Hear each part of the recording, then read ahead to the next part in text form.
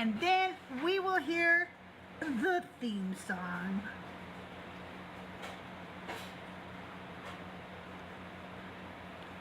Have you guys been watching Dr. Bowen's The Bible Guy? That's so pretty funny. All right, here we go.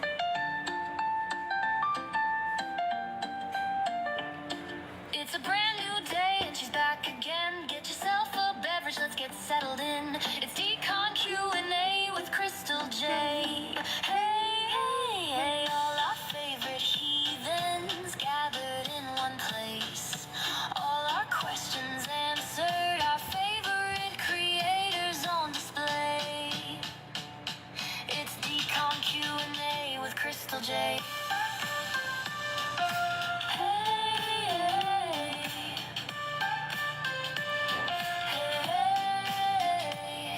5, 4, 3, 2, 1, get ready for the fun. Decon Q&A with CrystalJae.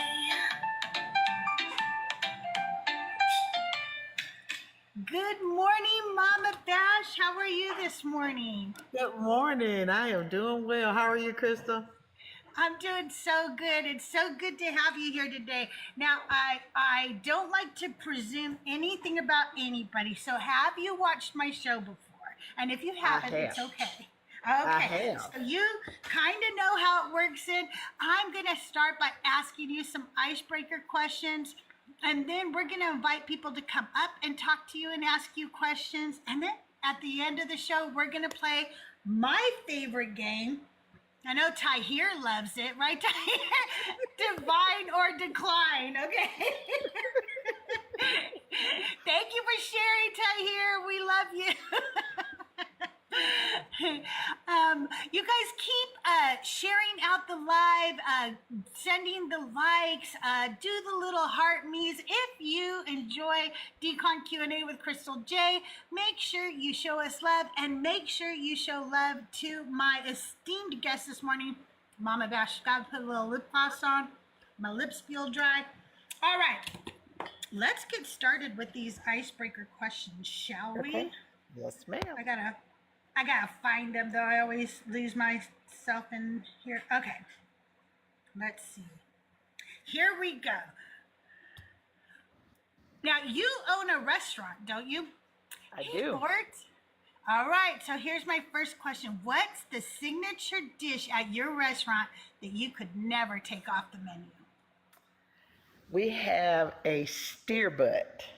So that's one of the dishes that we're famous for. If you purchase a tenderloin, there's one piece at the very tip of the tenderloin that's called the steer butt. There's only one per tenderloin. And so we're pretty famous for that. People come in for that. And we run out of it all the time because there's, like, for every 10 steaks, there's one steer butt. And so, yeah, it's a part of the filet series of steaks. So we're pretty famous for that. And also our award-winning white chocolate macadamia nut bread pudding. Okay, first of all, stop. I love bread pudding. So there's this funny little thing about me. If we ever go to Vegas together, Mama Bash, and I can see that. I can see that happening realistically. We have to go to the Golden Nugget, and we have to have some of their bread pudding, and it's the only reason I go to the Golden Nugget every time I go to Vegas. It's actually world famous. But macadamia nut, oh my God, I'm there. I love macadamia nut everything. It's so good. I have to... Oh my gosh, I'm coming right now. I'm coming out there. I'm going to have your signature dish and some of your macadamia nut bread pudding. Oh my goodness. Now, you're also a grandma, right? Like me. That's right. All right. All right. Do your grandkids have a nickname for you? And if so, what is it? No. They just call me Grandma. Everybody calls me Grandma. When I found out that I'm extra, I'm so extra. When I found out that I was going to be a grandma, I realized I can pick a name for myself. I don't have to be called Grandma because it's very popular right now to have a little nickname for yourself.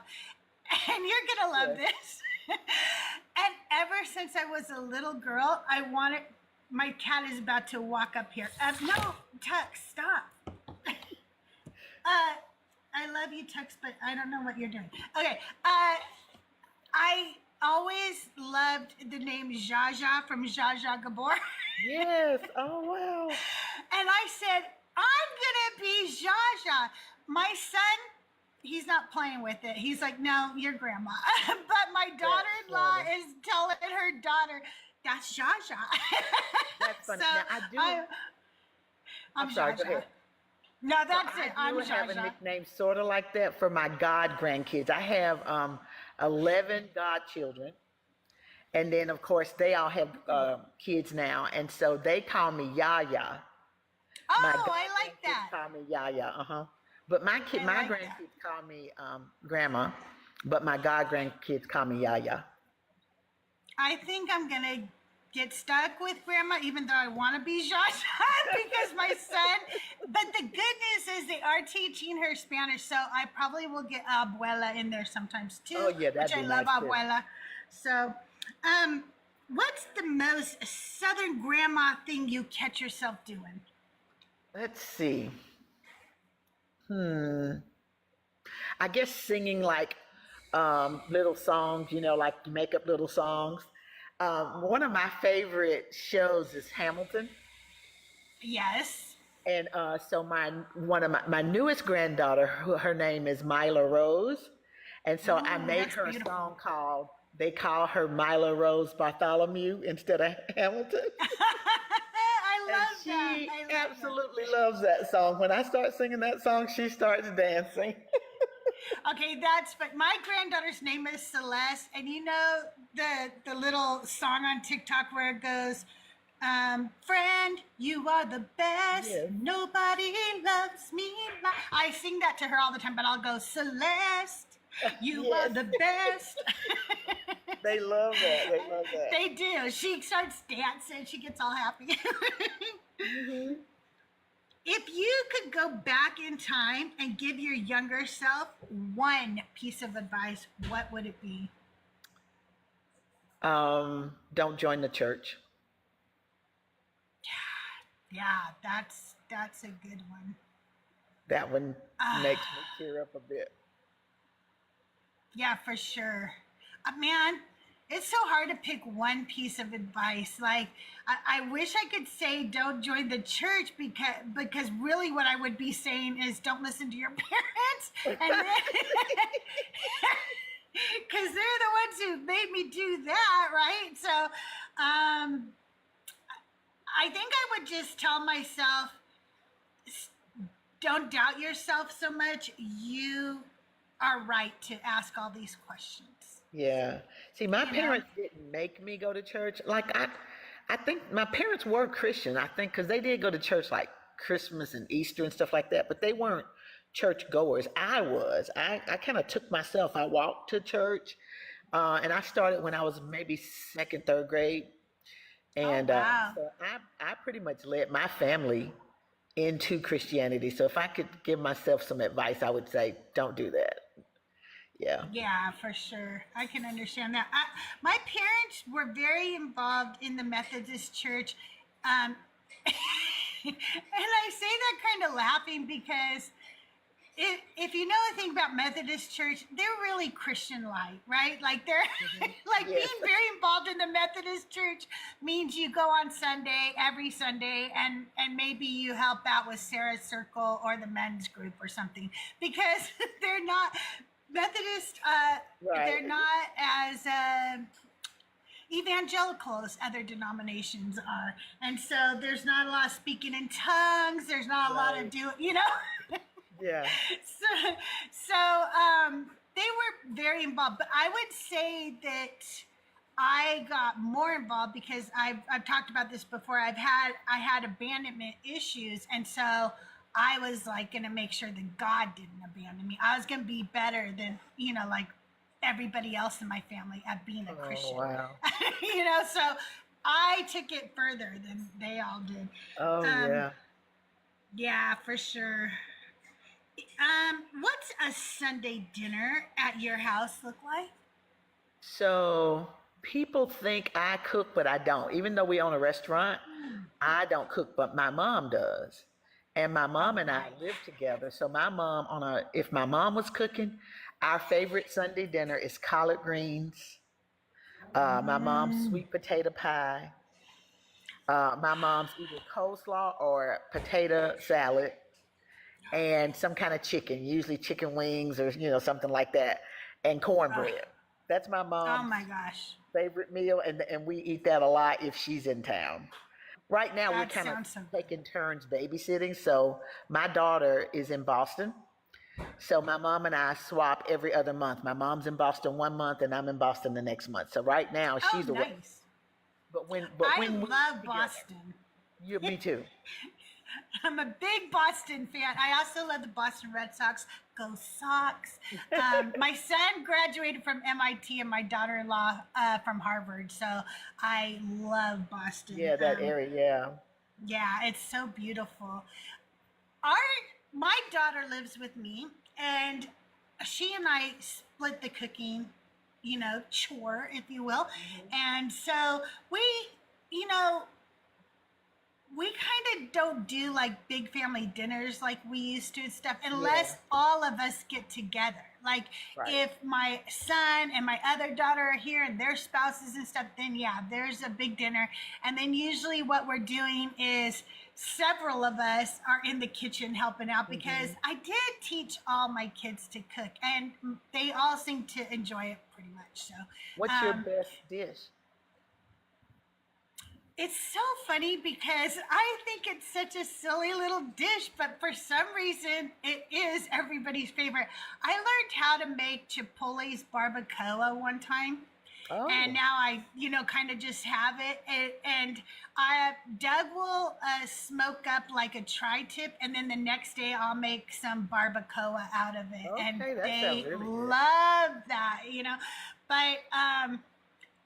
But their favorite meal is Thanksgiving. And Okay. even if we're not Christians anymore, Right. they're like, you don't think we're giving that up, like, because that's not about to happen, Mom. And it's really cute because no matter where they are always calling me to make sure they got the recipe right because they like what Mom cooked. My son has added to the repertoire, some of the things. His wife is from Barbados, Okay. and well, her mother's from Barbados, and so they make a wonderful macaroni and cheese. So like he added that, and now I added it to my Thanksgiving and stuff. So when we're together, we all are in there cooking, but when on Thanksgiving is their favorite. They're like forever. They ask for that for their birthday sometimes, for their birthday dinner. Will you make Thanksgiving for my birthday? Oh, that sounds good. Yeah. So, okay. Do you prefer sweet tea or lemonade? Sweet tea. Me Yeah, too. in the South Me Birmingham, too. where I'm from, sweet tea is it. Hell yes. I love sweet tea. What's a guilty pleasure TV show or movie or something like that you secretly love? That is a good question. I rarely ever watch TV. Same. Uh, I'm on this app too much. There's too much I entertainment am right too. here. Now I don't have any shows, but I used to when I was watching TV. I think the last series of something I watched was Scandal. So you know how long ago Oh that's. yeah, But I loved yeah, Scandal when it was on TV. That for was one of my sure. favorites. That is a really good one. Gosh, I don't even know if I have one right now. Is there some? I can't even think of what's out right now. I haven't watched TV in years. That's crazy. It You still is. have Grey's Anatomy? Oh, my daughter, she's a doctor, so she loved Grey's Anatomy. Yes, I love that show. And I don't know if you knew this, but Bash has 4 songs on Grey's Anatomy. I did not know that. Yes, That's he so has several cool. songs on Grey's Anatomy. So we would have like these little watch parties where we would watch the show and wait till his song came on. I am gonna have to tell my daughter-in-law that. She will be like so excited. I just sent her because she just moved to Austin, right? And she loves to go, she's a mom and a doctor, but she likes to go dancing and stuff, Yeah. right? And recently she told me, like, I don't know, I'm kind of getting into country music. And I said, oh, are you now? I have somebody to send you. And so I sent her over SIP first. And she was like, oh my God, I love this. And so I sent her over some other ones. I'm like, you're really going to love it. And I don't know, he might go to Austin sometime. And if so, I'd fly out and see him, so. As a matter of fact, I think he has on his calendar, Austin is on his calendar. It's either, Ooh. I think it's either this month or next month. Oh Yeah, my gosh. He's going to be in Texas a couple of times within the next couple of months. One in, I think I'm gonna Austin have to let her one, know. and McKinney is one. Oh, very cool. I don't know if I can fly back right now because I just got back from there, but I am going to let her know because she would love to go see him. Oh yeah, that'd be awesome.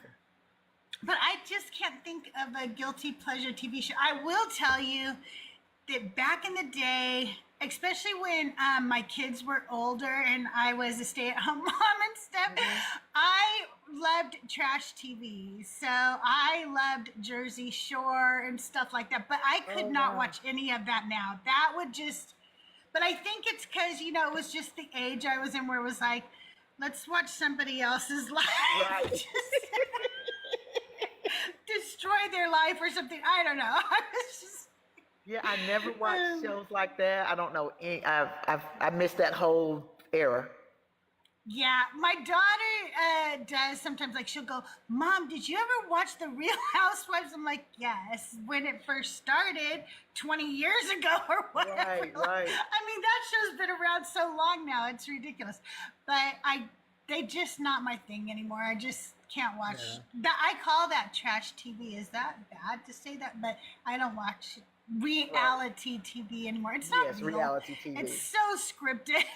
you know? Exactly. I don't know why they call it reality because it's not. I don't know. It's not. As an ex-preacher's wife, what's one funny or wild story from church that you can share? Okay. So not only was I a preacher's wife, I was also a preacher. So my ex and I, we co-pastored a church. And so we had a radio broadcast called Marriage Matters. And we would talk, from the scriptures, things about marriage. And we had gotten to this place where we were disagreeing about the word submission and what that meant and what a woman was supposed to do. And, how the man was the head and he got to make the final decision and all that. And so I stood up one day and in front of the congregation, I said, well, I was going to teach this message today called How to Submit to a Fool. But my husband didn't like that idea. So I changed the title to How to Submit to Your Husband. And everybody just got rolling laughing. That's hilarious. Oh my God, I love that so much. I had a lot of things like that happen because we towards the end of the marriage, we got really into the conflicts about the Bible and what I was supposed to do and what I wasn't supposed to do. And it was crazy. That was a part of my deconstruction. That is crazy. When I was younger, here's one of the funniest things that I did in church. When I was younger, there was this couple that were good friends with my parents. They were this couple. I think that they might have had kids. I don't remember. They had some money, and they always dressed alike. They were really cute. They had a car, like a really nice car, like a Cadillac or something with personalized license plates on it. They were just really adorable people, but he was a practical jokester. And one time my mom said, hey, Bob, can you remind me that we have a meeting on Thursday or whatever? And so one Wednesday at in the middle of the night or early Thursday morning, like at 4 a.m., she gets a phone call. And she's like, hello?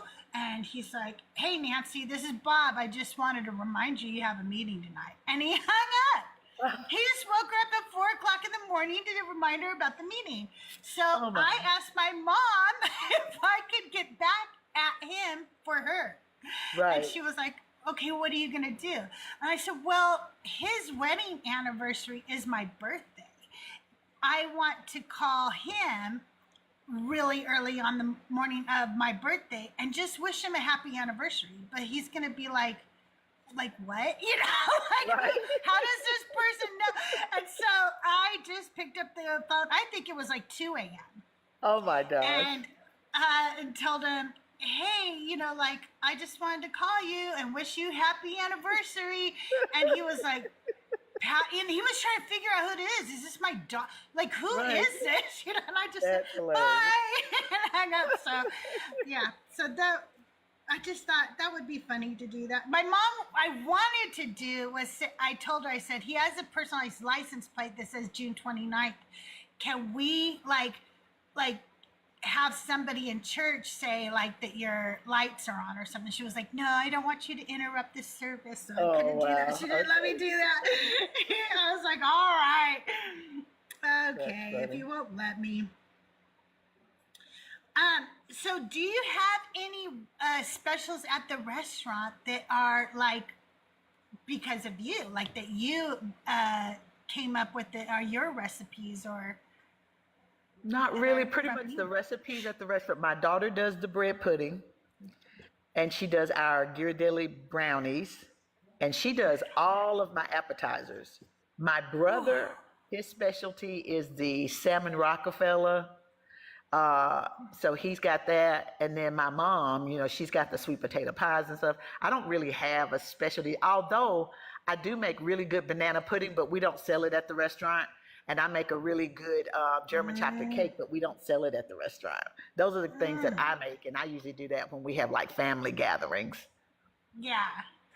Oh my goodness. Oh my goodness. I'm getting so hungry thinking of all these. I shouldn't have asked all these food questions this I morning. know, right? You guys, I'm going to ask my last icebreaker question. If you have a question for Mama Bash, go ahead and request on up.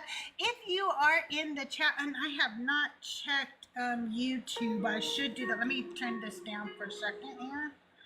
I got to make sure YouTube is working because I've had issues over there lately. It looks like we have viewers, but for some reason, it won't let me view my own videos over there. I have to log in to the Deconstruction Junction. Is anybody over on YouTube? Can y'all tell me if mine is working? It was live a minute ago before I came over to TikTok. So I went over there by Okay. accident. Oh, okay. Just want to make sure. All right. I see we are live. You guys, if you have any, hey Shaw, how are you? Can you hear okay over there? I had audio problems last time, and I want to make sure the audio is working okay. If you guys have questions over on YouTube, make sure you ask them in chat. Good morning, Tahir. How are you today? Good. How are you guys? Hi, Tahir. Good. Hi. Did you have a So question for Mama Bash? I do, and this may be one that you've talked about this before, but I was just curious. A lot of times when you have somebody like who ends up being really gifted and has talents in something or another, there's a lot of signs like when they're younger. And I was just curious, like when Bash was little, did you ever have thoughts like this kid is destined for greatness, or like this kid is going to be really good at this? I was just wondering if there was little sneak peeks. Yes, we have a story that my mom never lets me forget. When the day he was born, my mom looked at him and looked at me and said, "This boy is special." And I thought, every grandma thinks that about their first grandchild, because he's my first. And she said, "No, I'm telling you, this boy is very special." And she said that about him on day one. And he has been absolutely that his whole life. Like when he was 2, I remember we were really poor, and we were driving home from church, and I had this old hoopty car, and the front of the hood just flipped over the car, like literally came undone and flipped over the car and landed on the street behind me. And I just pulled over to the side of the road and broke down in tears. And he was maybe 18 months, somewhere between 18 months and 2 years old. And he looked at me and he said, "Mom, don't worry about it. Everything's going to be all right." And he has been like that his entire life. So when people tell me like how wonderful he is and how special he is, I can't do anything except agree. He just has always been. And we happened, it's so crazy. When he was born, I was in a church. It was a Pentecostal holiness church, and we were not allowed to do any secular things. And we couldn't even play outside Christian music. We had to write our own songs. In order for us to sing in church, we had to write our own songs. So everybody, I didn't realize how special that was, but everybody in our church wrote songs. I wrote songs.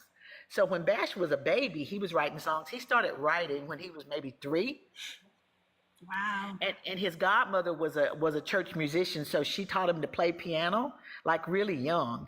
So I knew he had a gift for it really early on. He doesn't remember that. Like he said, the first song he can remember, he was 5, but he's actually been writing since he was 3. Wow. Yeah, that's impressive for sure. Okay. So, I guess, yeah, that was my question about Bash, but when it comes to you, like, how did you get involved in the deconstruction community? Because I've always known you, like, since I've been involved, as kind of like a staple. So I was wondering, like, how did you, and who was first? Was it you or was it Bash first? It was Bash. When Bash was a teenager, he came to me because, like I said, he grew up in an abusive household. My ex was very misogynistic, and he just thought he was in charge. He was like the king of the house. And he felt in every way that he had every right to be because of the scriptures. And Bash came to me, he was a teenager, I want to say maybe 17, 18. And he said, "Mom, I hate to tell you this. I know this is going to make you sad, but I am going to have to get off this train. I don't feel like it's going anywhere." And I remember saying to him, "Well, go ahead and let me know if you find out anything." And so he was the first to leave.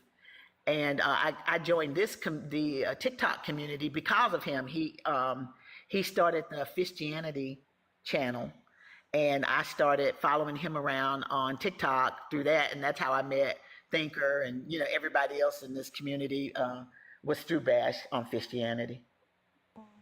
That's awesome. So he did exactly what he said. He was like, "I'm Yep. gonna go explore," and he brought it back to you. He did. Oh, And we tried several other things before we actually left Christianity. We just tried different flavors of Christianity because we kept thinking, oh, maybe ideally maybe the God is right, maybe just the people are wrong. You know what I mean? So we went around from place to place for a while, and then we stopped doing church altogether and started just teaching like an online Bible study. We did that for a few years, and then we actually were involved with the Hebrew Israelite concepts, not with Hebrew Israelite people, but we used to host feasts in my backyard. wow. We pitched tents. We did all of the feasts in my backyard, and we did that for a couple of years, and then we realized, okay, well, that's not right either, and we just like chunked the whole thing. Mm-hmm. But we went around for a while, so I've actually been involved in some form of Abrahamic religions for like 50 years. Crazy. And it makes me really sad now. It just makes me so sad that I wasted so much time. Yeah. Yeah, I totally feel that. But you're free now, and you're here, and you are loved. Your son is so loved, and Thank you. yeah, it was so nice to be able to chat with you. I will be here. I'm going to be in the comments because I'm working. But thank you for your time. Thank you so much. Tahir, come back up if you have any other questions. Thanks for being here. We love you, Tahir. You guys make sure you're following Tahir. She is the co-host of Shattered Foundations, Reconstructing Self, a podcast on the Deconstruction Junction YouTube channel. Thank you guys so much for the 6,000 likes. If we could keep tapping that screen, get to 10,000 as quickly as possible. Also, I have a flash goal. It's just 10 heart me's. They have to be from all different people. So if like 9 of you could give me 1 heart me each, it will boost us out to the algorithm. Thank you so much. I really appreciate it. So what first drew you to Christianity? Me? Yeah. Uh, I don't know. I think the attraction to Christianity, I was thinking about this yesterday, just like why I stayed in it so long and how I got involved in it. I think the initial attraction was just that that's where the kids were. Like I was 8 and they had always had like a summer program, for the kids. There was always like some kind of kids church. There was like a kids choir, um, kids picnics and things like that. I think it was just a place for the kids to hang out. Right. That was acceptable to the parents. It wasn't, you weren't getting in any kind of trouble. Um, I think that's how I originally got into it. Because, like I said, I went even when my parents didn't go. So I think that was the initial attraction. I had a similar thing because, as I told you, my parents went to church. They did their thing or whatever. But then I got involved in the youth group, and the youth group was run by a very evangelical Methodist young man, and so I started going to that all the time, and obviously it was because that's what all the kids were doing. Hi, Seeker. How are you? I'm fine. I think I came up by mistake. Oh, okay. That's all right. I'll go ahead and drop you down. Thank you so much All for right. being here. We appreciate you. Absolutely. So I started going to the youth group, like, because this young, charismatic youth group leader, they had guitars and they were like, Yeah. this is, Methodist Church don't do that. I mean, they might now. They didn't when Right. I was growing up. Okay, it was the old hymns, like the old rugged cross Oh, and yeah. how great thou art and everything like that. They had guitars, and then they were like doing Bible study, and then youth group, and then small groups, and so like they were meeting like all the time. And so I just decided I'm gonna do that. That's how you make sure this God doesn't abandon you. You just spend all your Absolutely. time with him, make your whole personality about him. So I went kind of crazy there. To be Oh, yeah. honest with you. So when you and your husband first started preaching, did you guys start preaching together? Was it a team thing from the beginning, or was he first a preacher, or were you first a preacher? How did that go? Yes, he was a preacher first. When I married him, he was a preacher. And then I was doing things like teaching Bible study. I had women's groups and things like that I was doing, but not preaching with him. And then eventually we started a marriage ministry together. But yes, he was preaching. He was more of an evangelist. He would travel around from place to place and preach. Now, there is this thing that is very different in black churches compared to white churches. There is, like, the preacher's wife is considered the first lady of the church, right? And they hold a very high esteem in the church, right? Yes. We didn't do that in my church. I totally Okay, you abandoned didn't. that. I thought that was Okay. horrible. I just thought that was stupid. I was like, well, if somebody could find that scripture for me that says, if you can find me any scripture that says first lady, then I'll go for it. But I couldn't find a scripture that supported even the idea of a first lady.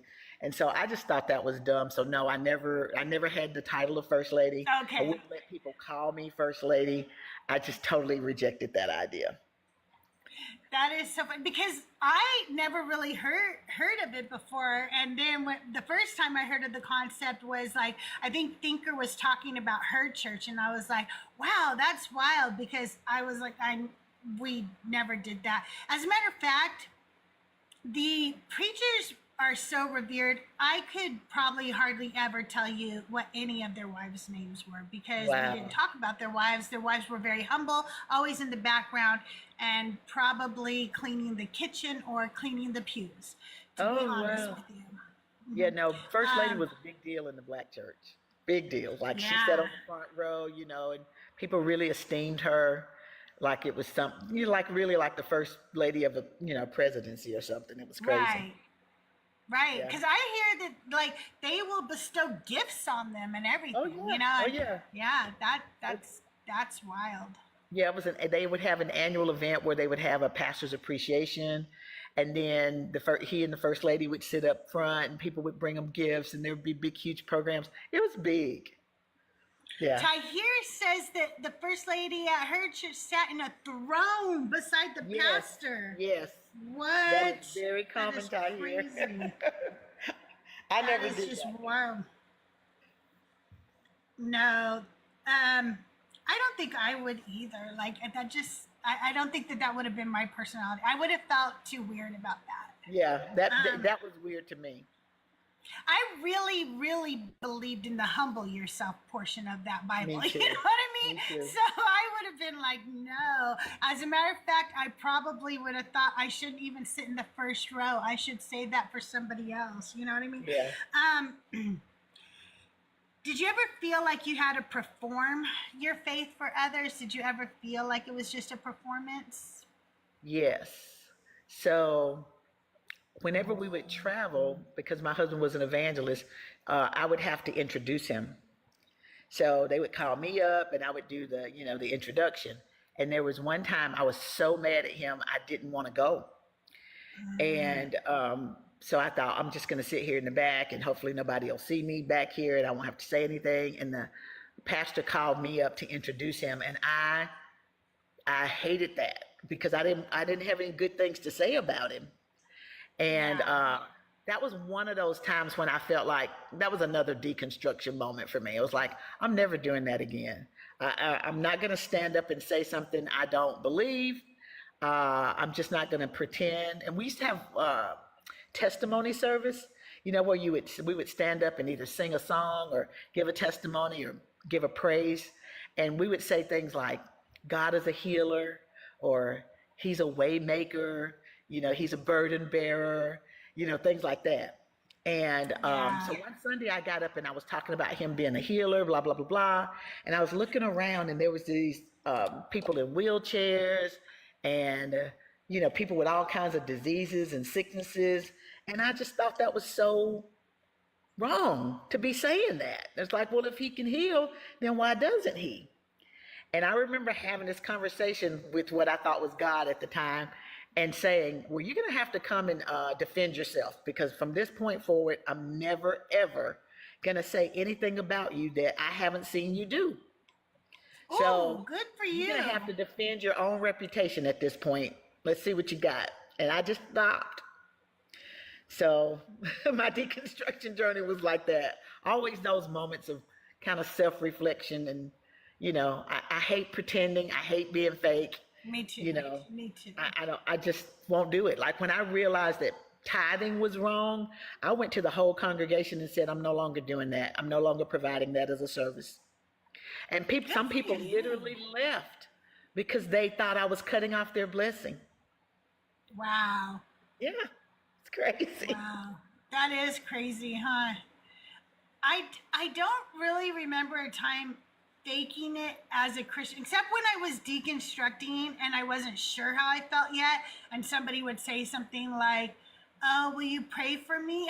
I would say, I couldn't even do that. I said, listen, my faith is really weak right now. I think you should ask somebody else to pray for you. That's what I would tell them, because I just couldn't find it, to lie to them that I was going to do this thing that I was like, I don't even think that that's real. So how can I say I'm going to do that? But in my first marriage was abusive. And I remember one time I was at work and they were saying, oh, we're going to have this big family picnic, at the park or whatever. And I was like, oh, really? That's so cool. I'm so excited. All right. I'll be there. And they said, oh, are you going to bring your husband? I was like, well, it's a family picnic. So I was kind of intending to do that. And they said, it's just that you're not the same when you're around him. Oh, and I was like, wow. That is so telling that I am a totally different person when I'm with my own husband in public. Wow. And so, so that was a big wake. And I realized that I did. I would fake who I was around because I didn't want to get beat when I got home, frankly, you know. So I was like, okay, I'm going to be on my best behavior, you know.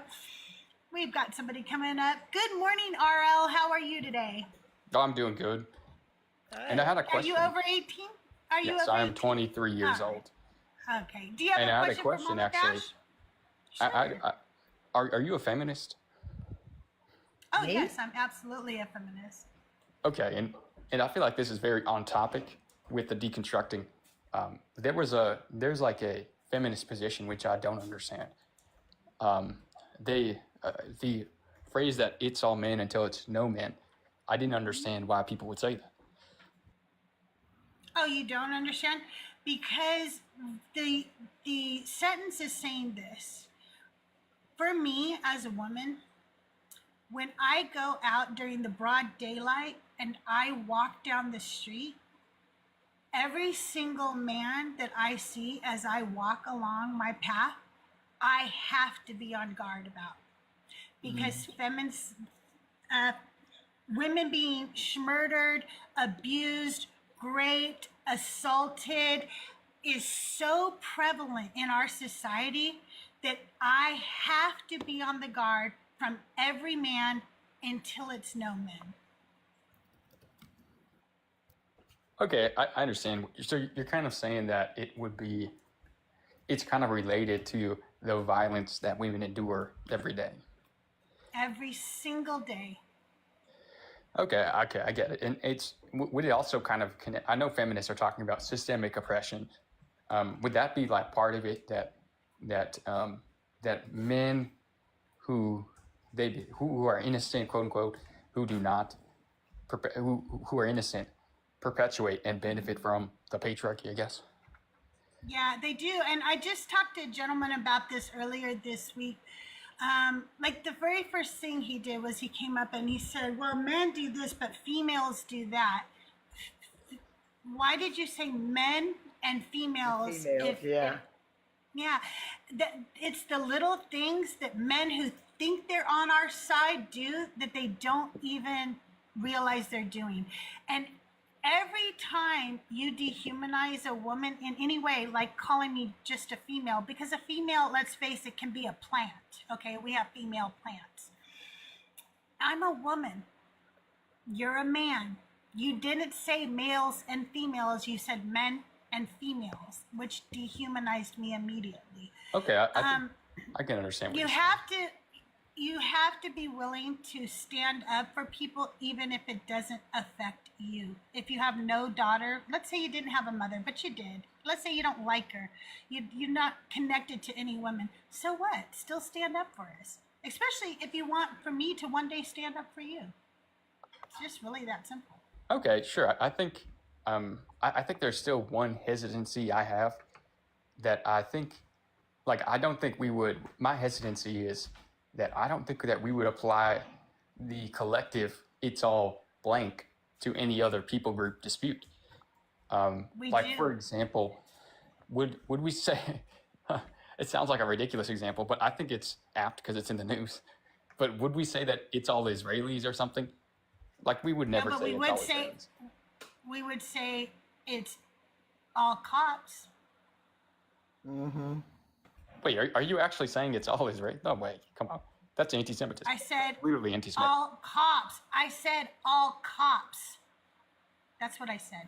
I didn't say anything about Israel. Hold on. This is crazy. What the hell? This is pure anti-Semitism. Oh my goodness, dude. What are you talking about? It's all I didn't say Israelis and any- Israel-Palestine. You're saying it's all I didn't You say never that. said that. RL, I didn't say that. I said it's all cops. Are you okay? Are you listening? Do you need to turn the sound up? I said it's all cops. Okay. Are you okay? That's not really. That's just kind of random then. If I asked you if it's all Israelis.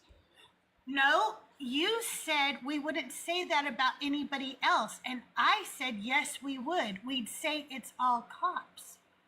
Now, Okay, listen, but would we I say don't that know about really what you came up here for, but it seems to me that what you came up here for was to start a fight about Israel and Palestine. And I'm going to tell you something right now. Free Palestine, motherfucker. Amen. That's what I'm gonna say. Oh my goodness. Oh, I need a new gift goal. Wait, are you serious? I didn't even see. Oh, I have a gift goal, but you guys can't see it. I think I'll pin it. It's the mystery mask. Okay, sorry about that interruption, y'all. I don't know why they want to come up and fight on a Decon Q&A day. I'm really not know, sure. that And was he was so ready for me to say it's all Israelis that when I didn't say it, he didn't even hear it. even That's hear not it. what I said. He was like, whoa, that's just crazy. You're anti-Semitic. Dude, I Yeah. didn't say anything. That's crazy. He does. He wants to fight somebody and call them anti-Semitic really, really bad. That's his goal.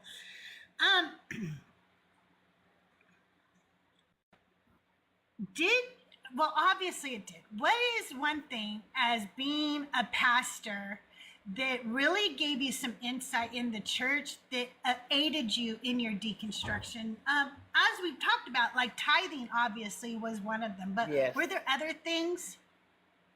So many things. Like when I would come to scriptures that said, you can ask anything in his name and you would receive it, and then I didn't receive it. So just the inconsistency of applying the scripture. Like I'm one of those kind of people, if you tell me something, I'm standing on that. And so, yeah, just not being able to see consistency in healing or consistency in answered prayer, tithing. I mean, there were so many things. Oh, what I considered misogyny in the Bible, the fact that women were valued less. A lot of the scriptures, even the stories about women, they don't even have names. It's so-and-so's wife. Right. I just thought that was You know, terrible. I looked that up recently, and somebody can find out better for me, like what exactly it is. But I think, if I'm not mistaken, that it's something like less than 7% of the names mentioned in the Bible are women's names. You guys, I changed the goal for you because I noticed that some of you said you guys the gift wasn't available for you, so I changed the gift. So. Like, that is horrible. And we were talking to a guy the other day, and I said, do you realize that, like, something like less than 7% of all the names in the Bible, all of them, less than 7% are women's names? And he goes, so? Right, of course. I don't know why I expected, a better response than, so what does that mean? That doesn't prove God doesn't love you. It kind of does, dude. He didn't even care to give us names. Right, exactly.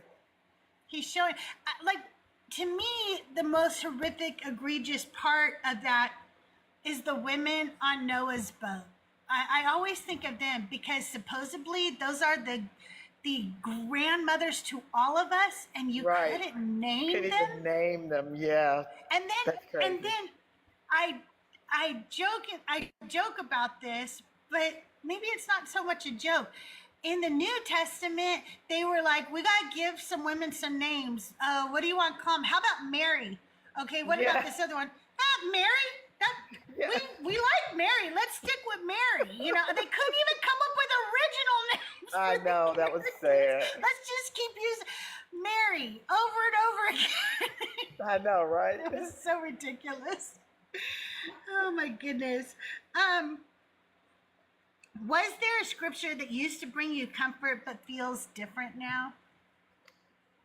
Yes. There's a scripture in Romans chapter 8. This used to be one of my favorite scriptures because I was suffering for so long. And so it used to bring me comfort. It said, for I reckon that the suffering of this present time is not worthy to be compared to the glory that shall be revealed in us. And that used to bring me so much comfort in my suffering. And now I think, that was just lulling me to sleep and allowing me to accept abuse and not expecting anything from the God, really just making myself a stepping stone or, for people to just step on, and to just stay complacent in my suffering, not to even fight it or expect more. But that used to be my favorite scripture. And now I don't think I've quoted it since. That's probably my first time saying it in years. Yeah.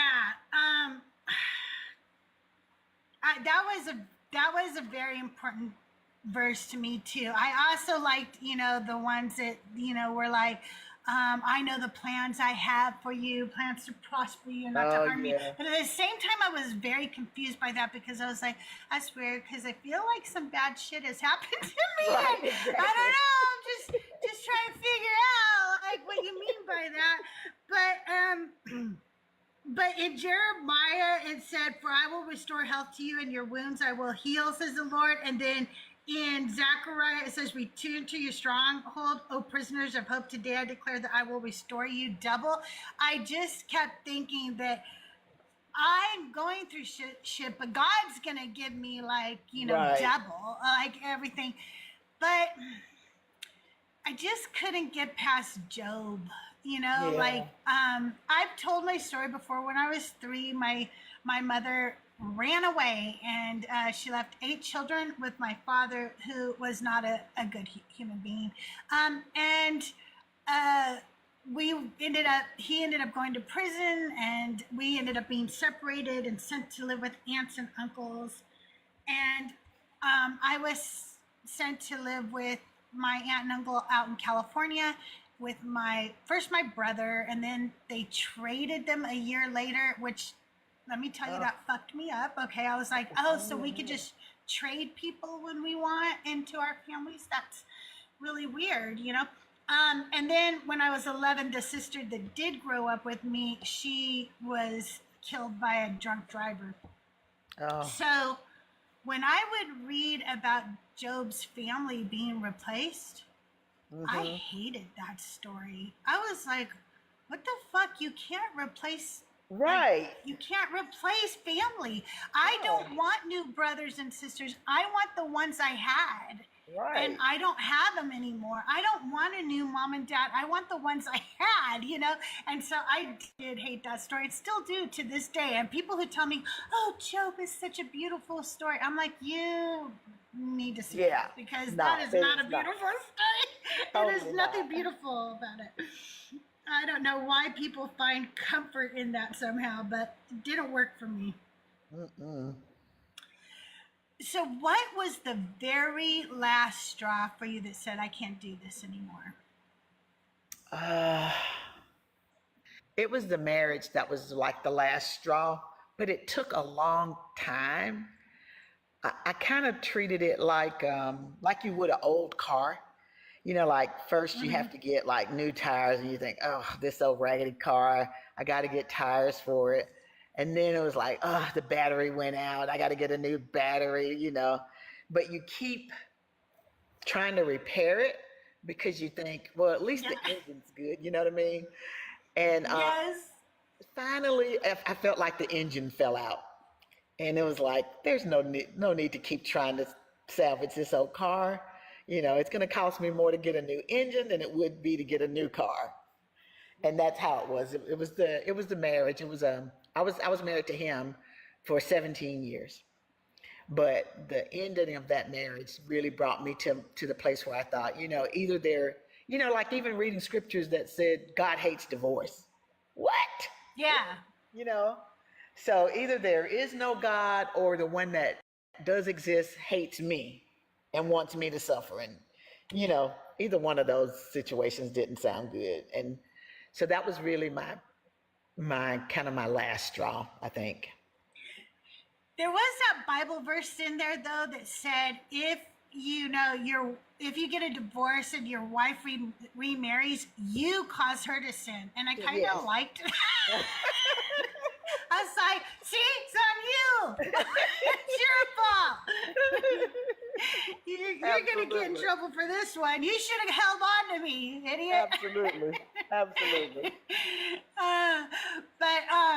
Yeah, I don't think there was like one thing for me, because I agree with you. It is like, I love the car analogy, because for me it started with me just like not going to church. Yes, there was church hurt. I just told my story on the Shattered Foundations podcast if anybody wants to hear it. So I'm not going to get into it right now. But I stopped going to church first, but I still believed, you know, I was still lingering and hanging on.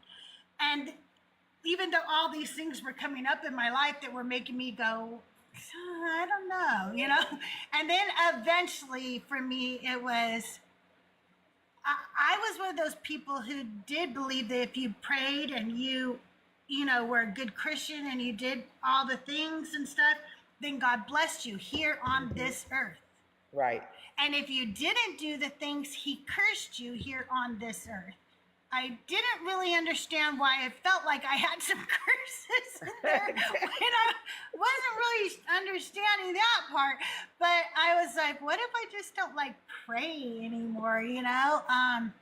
Then what? Like, because I also was one of those people who was in constant prayer. Like, I literally just talked to God all the time in my head. I was like, oh, you know, like, hey, I got to do this today. Can you help me out? You know, stuff like that. And so, yeah, I prayed all day for sure. It was just a constant conversation with God in my head. And I was like, what if I just stop talking to him? Is suddenly everything going to fall apart? And then, like, it didn't. Wow. I was like, oh, hey, you know, the same, Right. it was same shit, different day, really. Like, it was like, okay, all right, I still got to get up and pay the bills. I still got to feed the dog, you know, nothing Right. changed. And suddenly a comet did not hit the earth, and, you know, nothing went extinct because I stopped talking to him. Do you still hold on to anything from your background, even though you don't believe? You mean as far as in the church or? Yeah, or like, is there anything like even ritualistic that you feel that you hold on to because of your relationship with God or going to church or anything like that? Is there anything that you feel like actually there's this one thing and I don't. I think I pretty much give out for a while. I hung on to the songs because I you know, that was one of the things that kind of brought me joy when I was in church is the music. But I don't really have, other than music, I can't think of anything about that relationship that I miss. I'm so glad to be out of there now. Me too. Just relieved that I don't have that burden anymore. But the music I really did enjoy. There was a lot of good music too. in Black church. Oh my God, so much good music. Yeah. We So were that's one of the talking reasons about. why I support Bash. I mean, he makes great music and he gives me something else to, you know, something else to sing. That's right. And he puts a little church in it. Oh, You yeah, know, he he does. really does. He does. I really like that.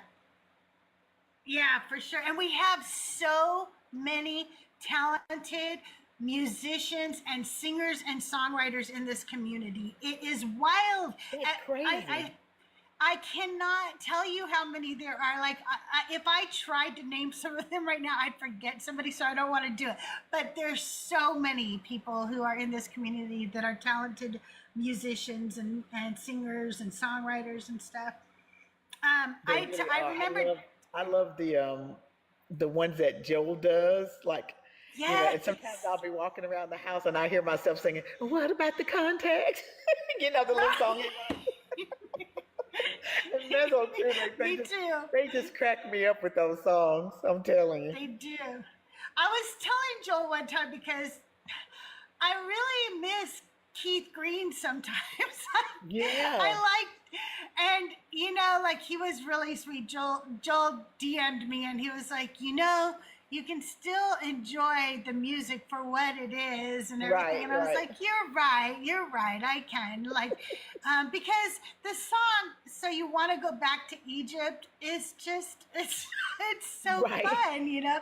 Eating leeks and onions by the Nile.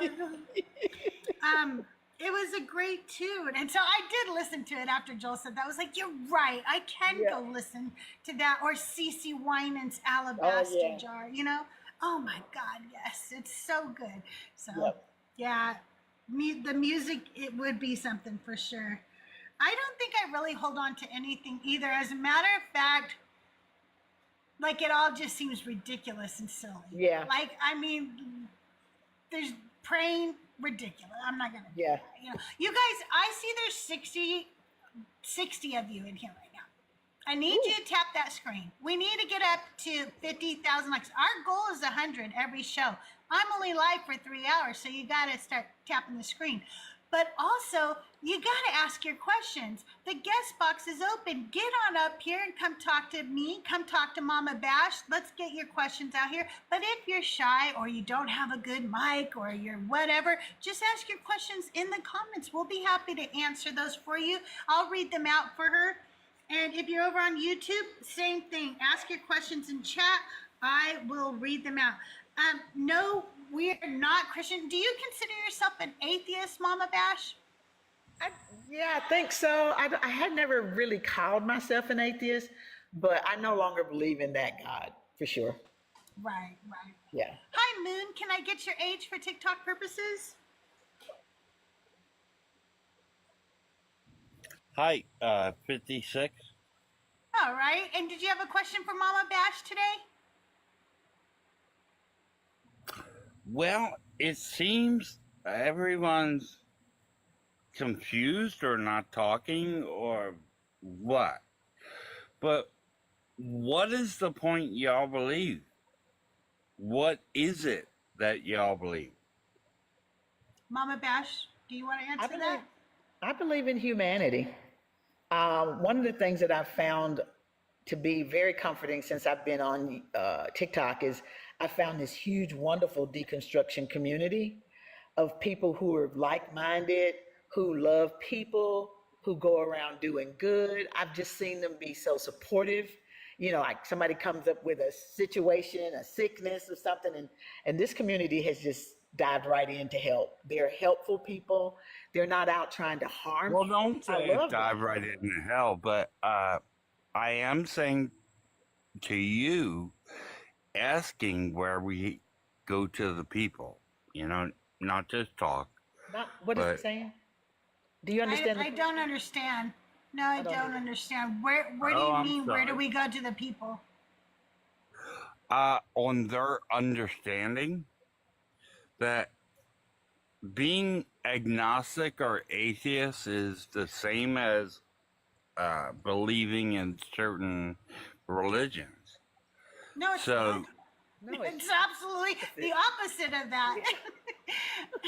I you can literally, laugh at me, but I'll stay. Just, you know, talk about God versus no God.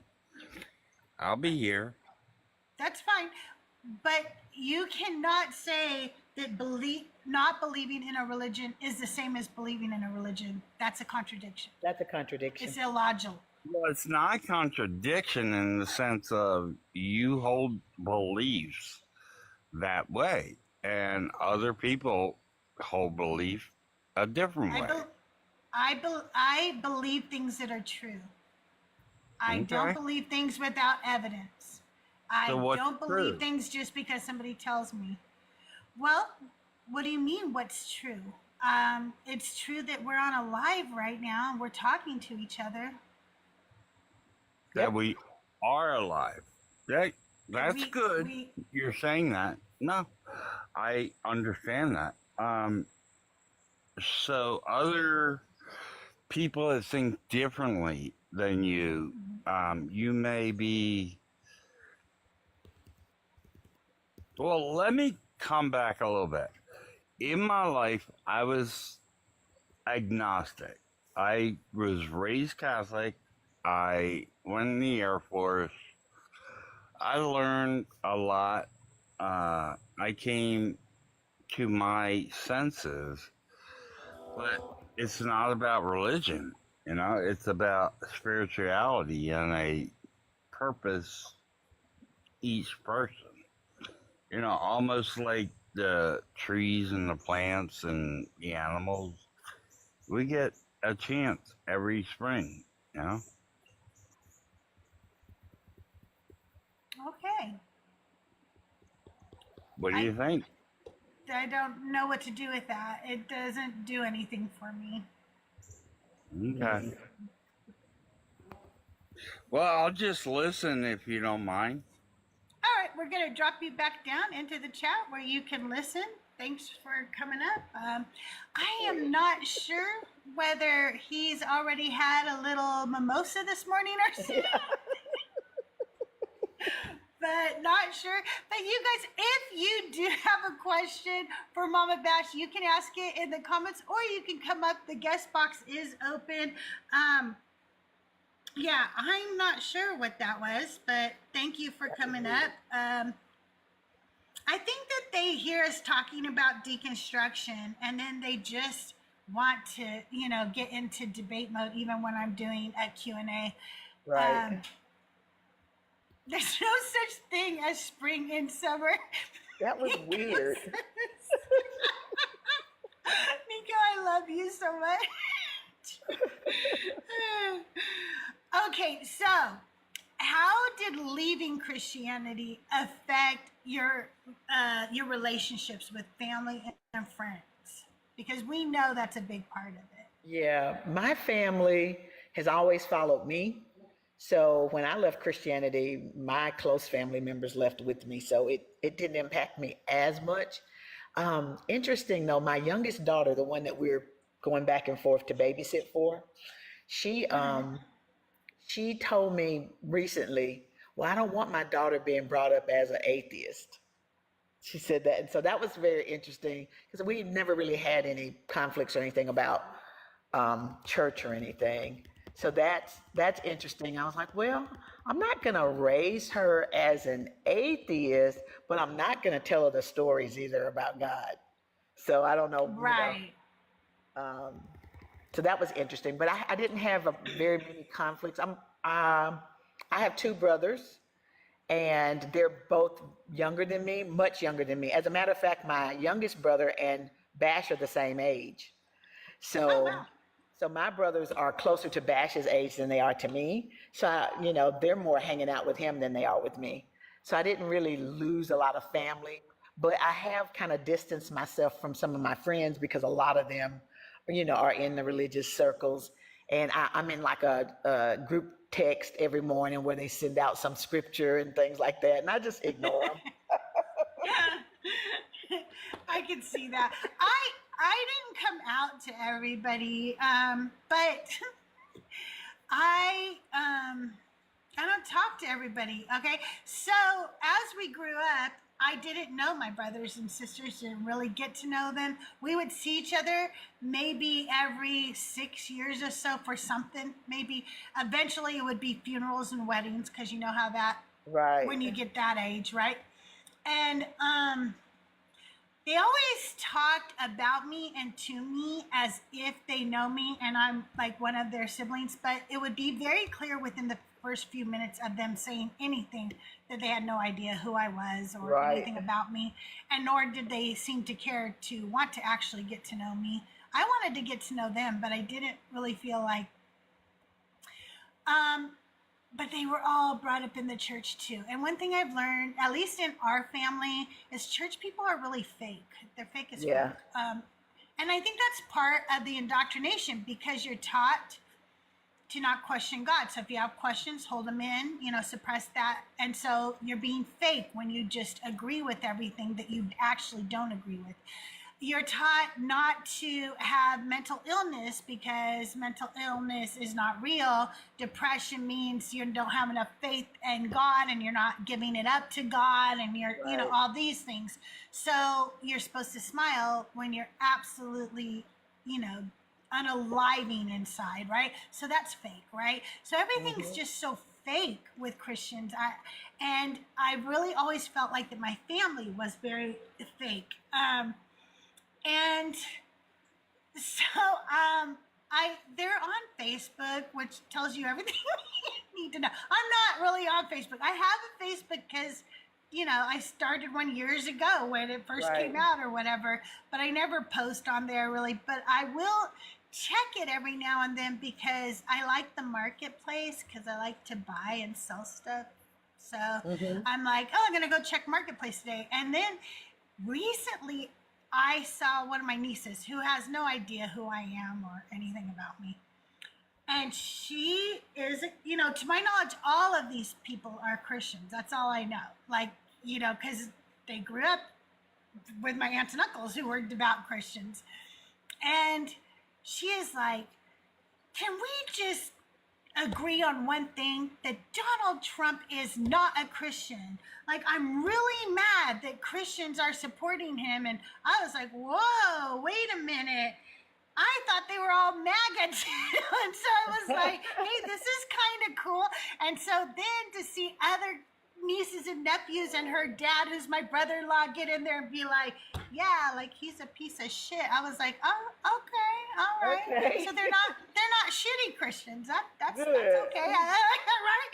So, but I don't really talk to many of them, and I don't talk to a lot of my friends, but my immediate family, just like you, like they kind of follow me. So like they followed Right. me into the church. So when I came and said this, I'm not really into this anymore, they were like, oh, okay. All right, we'll go explore other things Exactly. too. And so, yeah. So it worked out good for me. Luckily, Doug stuck around. After I brought him kicking and screaming into church with me 30 years wow. ago.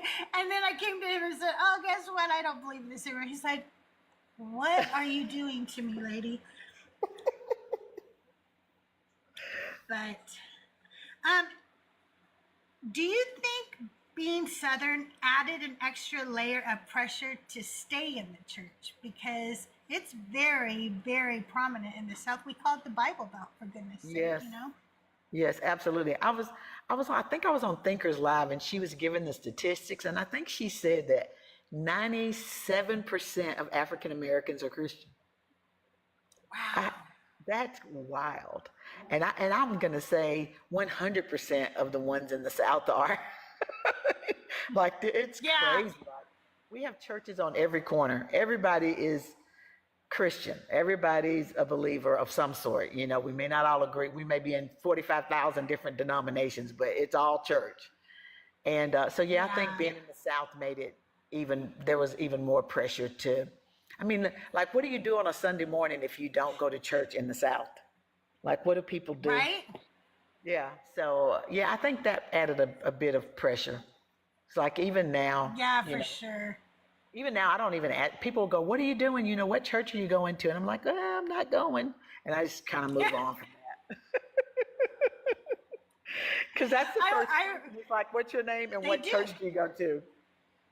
Yeah. Yep, exactly. I remember when I first left the last church that we attended, and I was in the store one day. And remember, I'm still a Christian. I just don't go to that church anymore because they're awful people. Right. And I'm at the store, and one of the members sees me, and she goes, I just want you to know, God still loves you. And I'm like, yeah, I know. Like, did you think because I left your particular brand of Christianity or Right. church that God would just stop loving me? But they do think Yeah, that. they They're do. all supremacists. Like, Absolutely. it doesn't matter. They all think they're better than each other even. It's Yes. wild to me. I have a question in chat to me. Sadly, how did they vote? Silly goose, I just told you I don't really talk to these people. I didn't even know they weren't MAGA. I assumed they were. So I don't know if they voted or who they voted for because I don't really communicate with these people. So I have no idea. Apparently, this particular niece did not vote for Trump, though. Like, she made it really clear that she has Right. hated him for a long time. So I don't think that's who she voted for. Let's see. Was there ever a time you felt God didn't show up for you when you were a Christian, where you were like, what are you doing? Where are you right now? I need you. Yeah, in my marriage, I definitely thought he didn't show up. Anytime I would pray for something and it didn't come to pass, I just thought, what is this? I don't understand how we have all these promises that you are not doing. Like, that confused me from the very beginning. I just always thought something was wrong. So at first I thought it was me. Maybe I didn't believe enough, or maybe I didn't, stand on the right foot or whatever enough. But after a while, I started thinking, there's something wrong. This is just not happening the way they say it's supposed to happen. So yeah, I was very much disappointed in the marriage. I remember being very young and I was I was trying to move a mountain. Oh, did you try to move a mountain? That's great, Crystal. And I was just like, I don't understand how you can tell me, God, that all I have to do is have the faith of a mustard seed and I can move this mountain.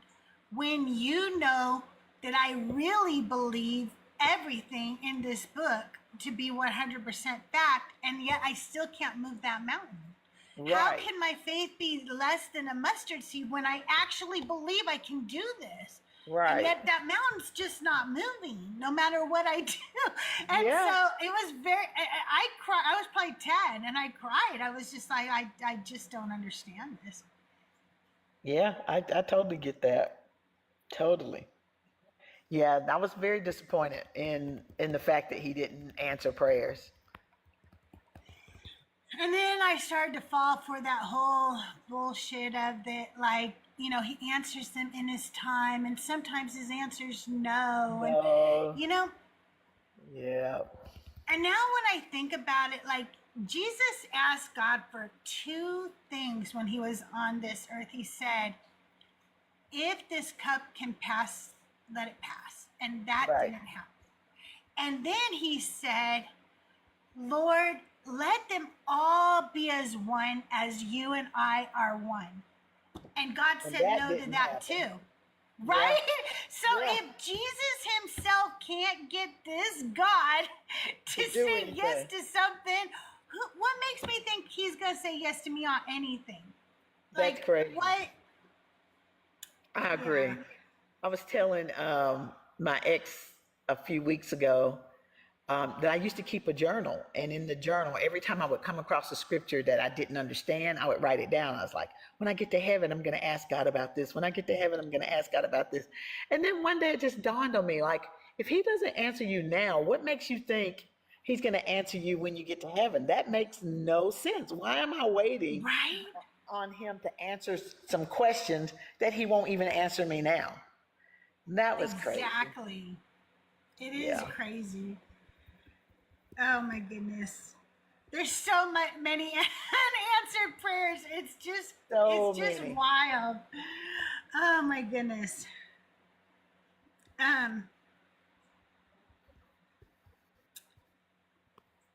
What advice would you give to other women who feel trapped in the church life? Ooh.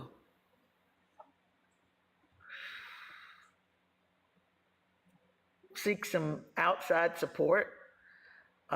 Maybe even go to counseling. Get you some friends outside of the church, some that aren't, because most of the ones in the church are so indoctrinated. So even if you go to them with, an issue, they're going to just, spew out the talking points like context and free will. It's all about the content. It's all about the content. So I think seeking help outside of the church is going to be your help, and go as little as possible. I think the more you're in that environment and the more you're surrounded by people who keep spewing out the talking points, the more indoctrinated you become. You can't see the forest for the trees. It's I mean, true. you just got to come out of the forest, and then you can look back at it and go, oh yeah, I think separating yourself from it for a little bit helps a lot. Did you ever see hypocrisy in the church that really made you question the validity of your faith? Oh, absolutely. 100%. And so much of it that it was hard to differentiate.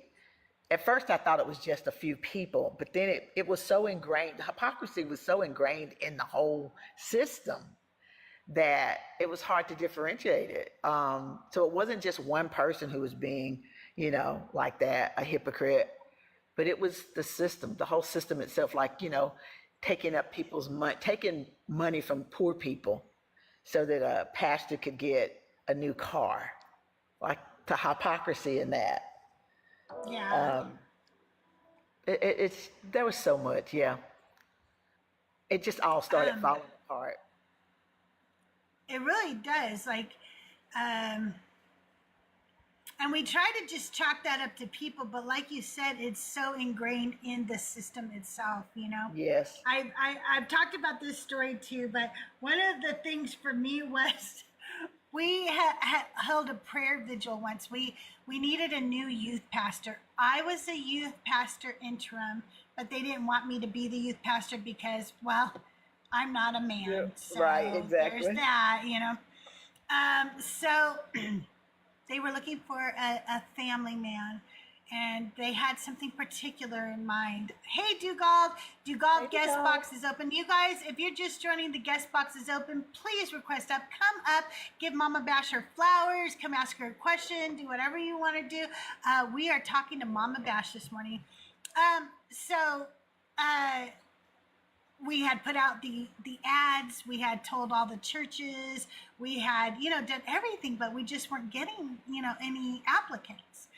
So they said, let's do a prayer vigil, and we'll leave the sanctuary open for 24 hours. People can come and fast and pray. So many of us fasted for the 24 hours, some longer, whatever, and then we would come into the sanctuary kind of in shifts. We just made sure the sanctuary was never empty. There was always somebody in there praying.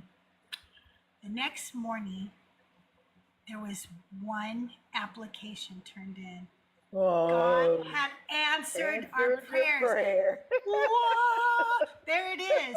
And the board of elders said, no, we don't like him. Oh my goodness. And then I was like, wait, what?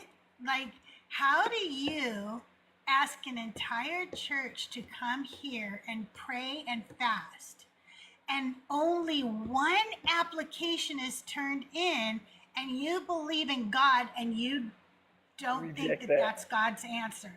That is funny. That was a big turning point for me. I was like, I think I believe more than other people believe. And that was really weird to me. Like I was like, Oh, yeah, absolutely. yeah. How do you look back now on the years you spent supporting I know that you were a pastor too, but like staying with your husband. I mean, I know for me, when I look back on the time that I stayed in my relationship, frankly, it was for me not feeling like I had somewhere to turn. And that's not necessarily always true, by the Yeah. way. Like there are people you can turn to, but you think you can't. You think it's embarrassing. You feel a sense of shame for being abused, And did you have feelings like that when you left that relationship? Absolutely, I did. I was fortunate that I had my mom, but yeah, I definitely did, and I stayed in it much longer than I should have. I should have left years before, but because I kept thinking, people keep saying don't be unequally yoked. Well, we were equally yoked. We went to the same church. He was a preacher. I was a preacher. Blah blah blah.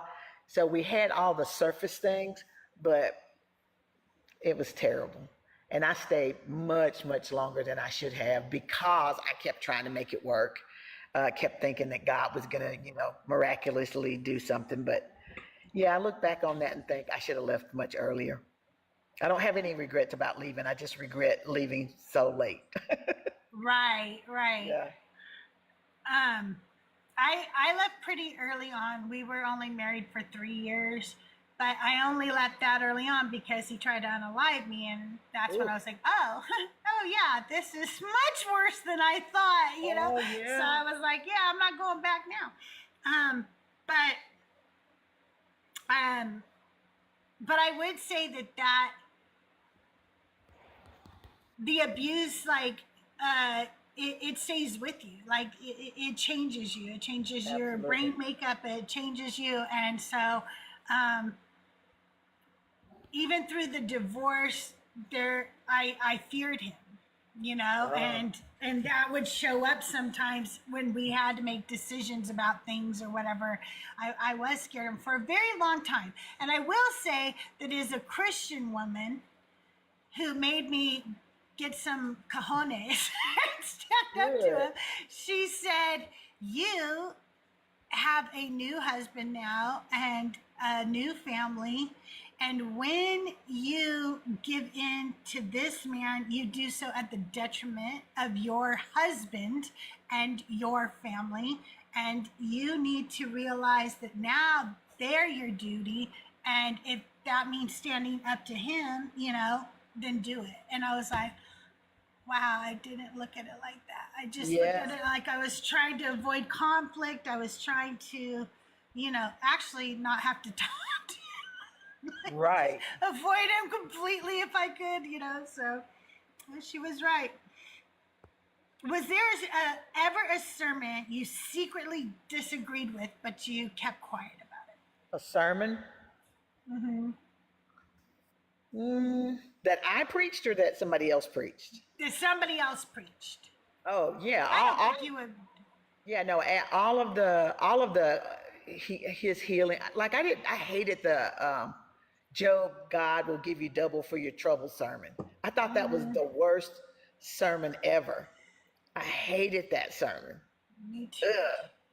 Like, and people, and that was like a famous one, you know, that went around, it made its rounds. I disagree with most of the ones where there was a claim that God would do something miraculous and he didn't, because we didn't see that, you know. It was like we were serving a different God. There was like the God of the Bible, and then there was the God that, you know, was in this church, and he wasn't doing very much. So I disagree with a whole lot of the sermons. At my last church, I had he was a very sweet pastor. Our church was not about money. It didn't have money. He didn't have money. The church didn't have money. And that's why we picked it. It wasn't about money, because the church before that, it was obviously about money. And so I was like, not going to do that again. So we went to a very little humble church. But I will tell you, towards the last few years of it, my son definitely heard sermons where he disagreed, because he'd tell me, he'd like lean over and go. So like one time, the pastor was up there and he said, "Wine has never passed these lips." And he was saying it like, you know, I'm so good because I've never drank alcohol. You know, that makes me such a good person or whatever. And my son turns to me and goes, "Well, Jesus liked wine, so you're supposed to be like Jesus." You know? You're not wrong, son. Can we talk about this after church, please? Right.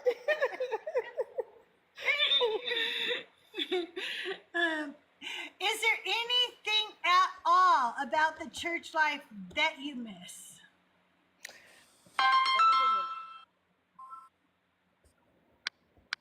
Other than I apologize, that was a phone call.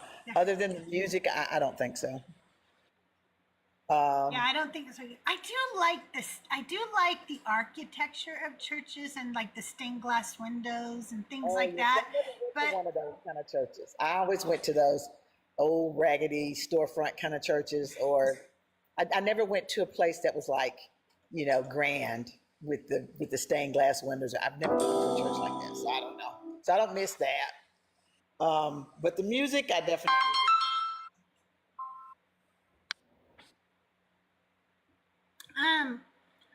What do you think is the biggest misconception people have about Christians in the South specifically? You guys, I think she got a phone call. Give her just a minute. If we could keep tapping the screen. Thank you for the 27,000 likes. Let's get that up to 50,000 as quickly as possible. I do have a gift goal today of the hand hearts. If you've got the coin, please send one up. I'd appreciate it. Try to get to 20 today. If you don't, but have enough coin for that, but you'd like to show your appreciation, feel free to send anything up, roses, what have you. Also, make sure you gift Mama Bash. I am also trying to reach 75 subscribers, and it's less than a cup of coffee a month, y'all. I bring you great entertainment with Decon Q&A with CrystalJae, Non-Believers Bible Study every Wednesday at 11 a.m. Pacific Time, and conversations with CrystalJae and Christians. So what are you doing? Subscribe today. It's less than a cup of coffee a month, and I give you more bang for your buck than Netflix, Hulu, Paramount Plus, and the Disney Channel. And you're still subscribed to all of those, and you never watch them because you're here every day, all day, 24 hours a day, 7 days a week, 365 days out of the year, because I see ya. I know I'm here. I know I'm here. I see you guys. I go to bed, you're here. I wake up, you're here. Hey, Jeffro, I see you. Yeah, what do you think is one of the biggest misconceptions about Christians in the South that other people have? The biggest, what, misconception? Mm-hmm. Hey, Kate. The biggest misconception about Christians that Christians have or deconstruction? Just other people have about Christians in the South. Like, do you think like that people, like, I know that I thought that everybody, all the Christians in the South were down there like playing with snakes and stuff. Oh, yeah. Yeah, no, yeah. I agree. There used to be a group in the South that, you know, they would have their heads covered and things like that. But that's a very small minority of Christians that's playing with snakes and covering their heads. Kate said that they're honest.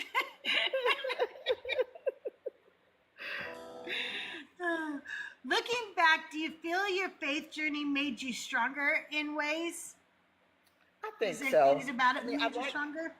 I'd like to think it did, because I have so much grief over it, but I'd like to think that it made me the person that I am. One thing about it, even when I pastored a church, I never took a salary. I never spent other people's money.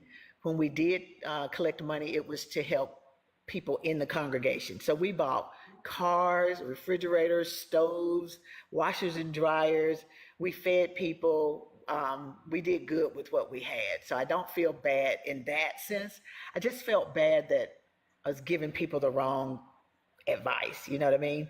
But I think it made me the person that I am. It made me very self-reflective. I don't take anything for granted. And one of the reasons for that is because I spent so much time in that darn religion that, you know, I really think about, I'm very, very purposeful about what I'm doing, what I'm saying, you know, how I spend my time, how I show up for other people. I like that. Yeah, for sure. I like that. I think for sure the reasons why I sought out Christianity, I think those were pure reasons. I believed that this God was here to teach us how to love each other and care for each other.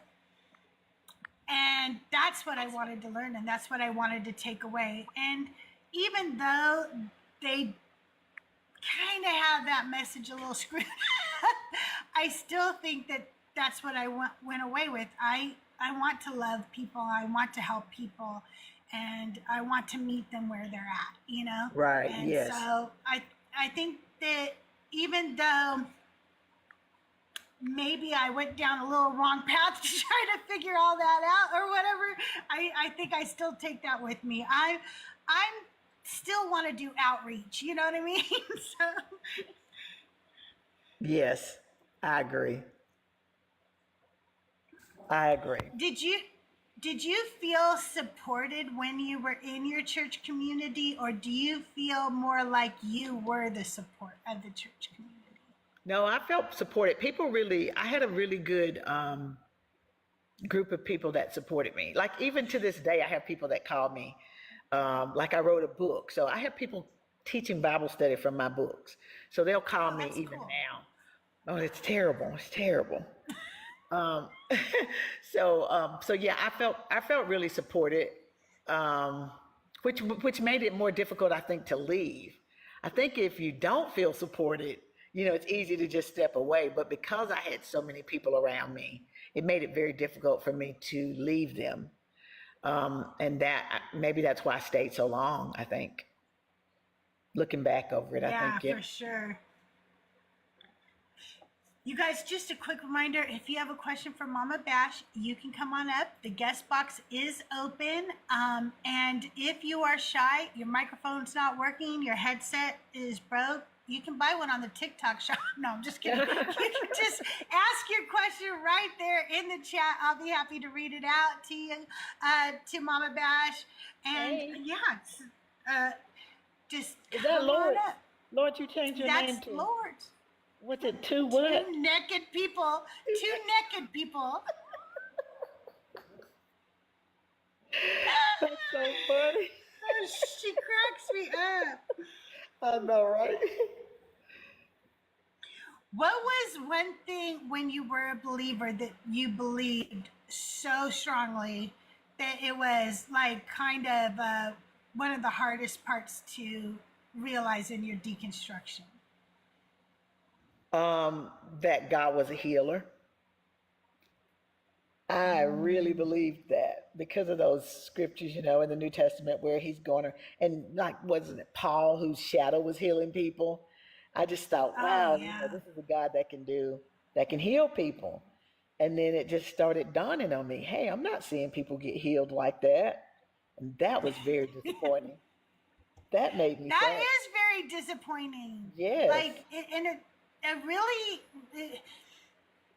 really bothers me sometimes when we're talking to Christians and they're like, God healed me. And I'm like, did he though? Because you just said you saw 7 different doctors.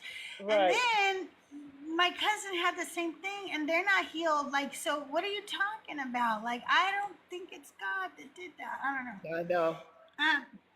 The hard one for me was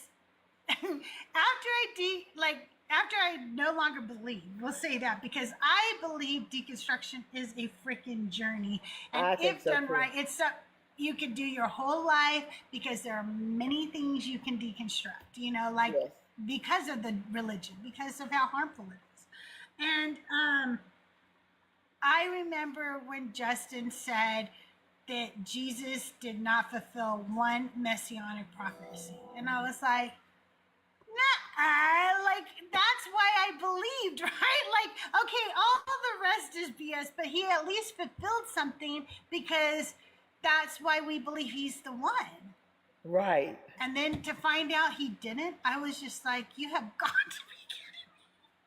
That's crazy, So- isn't it? That is so crazy. Like, okay, he didn't walk on water, but certainly he fulfilled something. He rode a donkey. That's all we got? Like, what? I Yeah, based that's all pretty of this sad. on I've ridden a donkey. What? Right.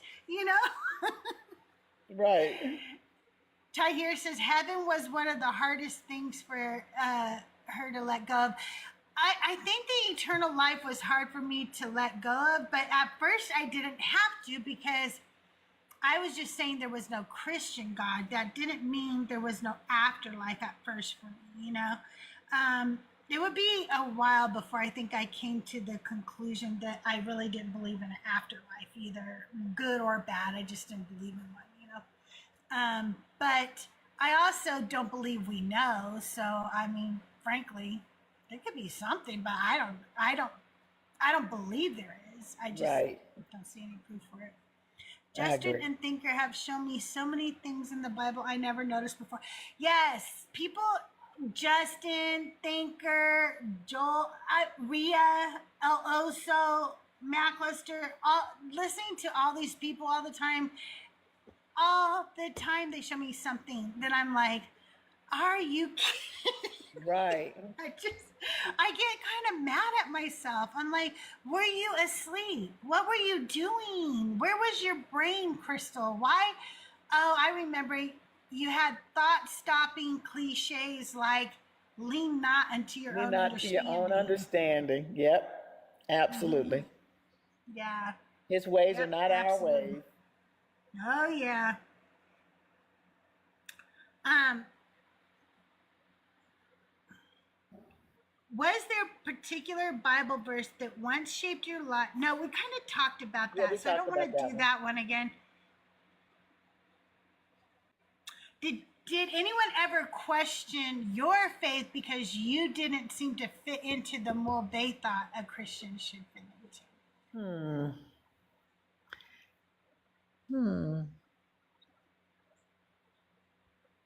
Not to my face, not that I'm aware of. I don't recall having any interactions like that. There may have been some, but nobody that actually told me. Yeah, I don't recall any interactions like that. My best friend growing up was Catholic, so her mom definitely did not like me because I was a little Protestant yeah. girl, and so she did not like that. But we spent a lot of time together. Like we were like best friends, you know. So I went to church with her. She came to church with me sometimes and stuff. And she was going through catechism at one point, and I was little Miss Bible verse memorizer and everything, you know, because I want to be the perfect Christian. No, we don't want this God to abandon me now, you know. So I go to catechism class with her, and the teacher is asking questions about certain, you know, different Bible verses, and nobody knew any of the answers but me, you know. And I was like 11 or something at the time, and he was just like, you know that one too, and you know that too. And he was like, wow, you're amazing. And he's like, do you go to this parish? And I was like, oh, no, I'm Methodist. And he was like, oh, don't you want to convert to Catholicism? And I said, oh, no, I don't want to do that.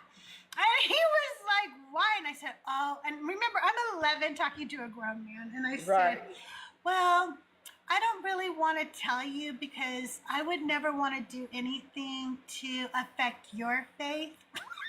Freaking weirdo, little 11-year-old girl. And I'm like, but I just have my own convictions, you know, or whatever. And he was like, no, tell me. And I said, well, the Bible says to not pray to or for the dead, for they cannot hear you and they cannot help you. And you guys pray to all the saints. And they were like, well, we just venerate. I'm like, it's still a prayer. It's the same thing. Like, you're still talking to somebody who's dead. And he goes, and we don't believe Mary's dead. And I'm like, what? So I don't know. But I was like, no. Then about an hour or two later, me and my friend are running around the church because catechism's over. So we're just running all over the place in the church and stuff while we wait for her mom. And we run down this hallway, and there's some adults standing there talking, and it's a couple of the priests, her mom, and that teacher. And he goes, there she is. And he points at me, and he goes, there's that little girl. She is so smart. Oh, she needs to be a Catholic. And the mom's face was like, oh my God. Crystal? Not her. No way. We don't want her.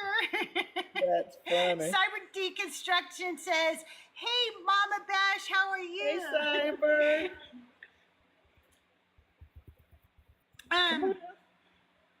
Yeah, y'all, come on up. I don't know why everybody's so shy today. We actually got Ken and Paper to come up the other day. Ken, you can come up and ask a question.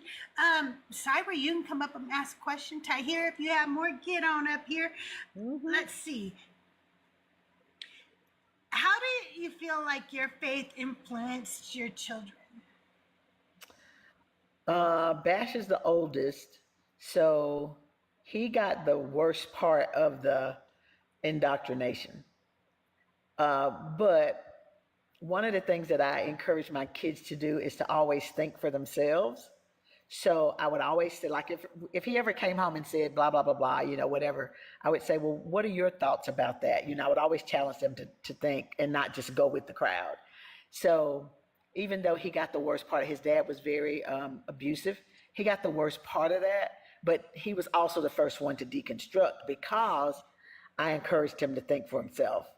And he just said, it's not adding up. It's just not making sense. My middle daughter is LGBTQ.